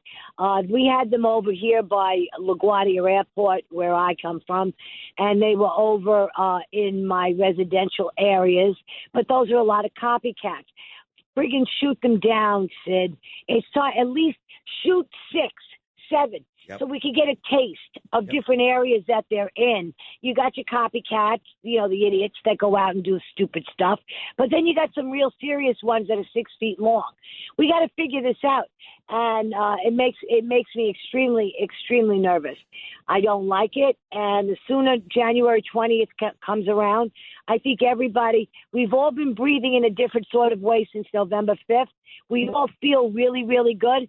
But now to have this happening it's out of control, and we just can't wait. Did you go to the gala last night? I didn't make it. I didn't either. Last year Donald Trump was there. That was an easy decision. You were there. In fact, Trump spent a lot of time, called me out a couple of times, and Rudy, but he called you out a couple of times. You had Ina Vernikov come up on stage, and I love Gavin, and Bannon's great, and Lewandowski, and Scavino. I love Scavino, but no Vickie, no Trump, no Sid. That's how it goes. Oh, sweetie, you're the best. Vickie had to sleep. Vickie had to rest, because a lot of people say, where do you get your energy from? And it's very simple. My body tells me when I have to stop. Yep. Like, just don't do anything. Yep. You cannot do that. And I had to give my apologies to Gavin for not going. And I am sorry, but look, you know what? You just know when you know, and I knew, and I just took it easy yesterday. Me too. Yeah, we'll do it next year. We'll be there next year. But that's right. Thank you again for inviting me Wednesday. It was a blast. And please keep coming back more often in 2025. This is all last week. It's my election year, Sid. I'm running for re-election in 25. So everybody out there has to know that. Okay, well, you'll be on this show often then, and I can promise you this. Listen carefully. Yes. You'll be on this show. You will not lose, okay? Oh, you're a sweetheart. Love you, Sid. Love you, too. We'll talk again soon. Love you. Thank Talk you. To you soon. Take care. You. Love her, too. Man, I love her. Vickie Paladino, special lady right there, folks. That'll do it for today. Lou Ruffino, amazing as always. Justin Ellick, excellent job. Noam Layden, great. I got the best team in radio. Now, to 4 shows until we break till 2025, as my dear friend Gene would say, when he doesn't have a flat tire. We'll see you tomorrow for a 6 a.m. show, God willing. Until then, peace.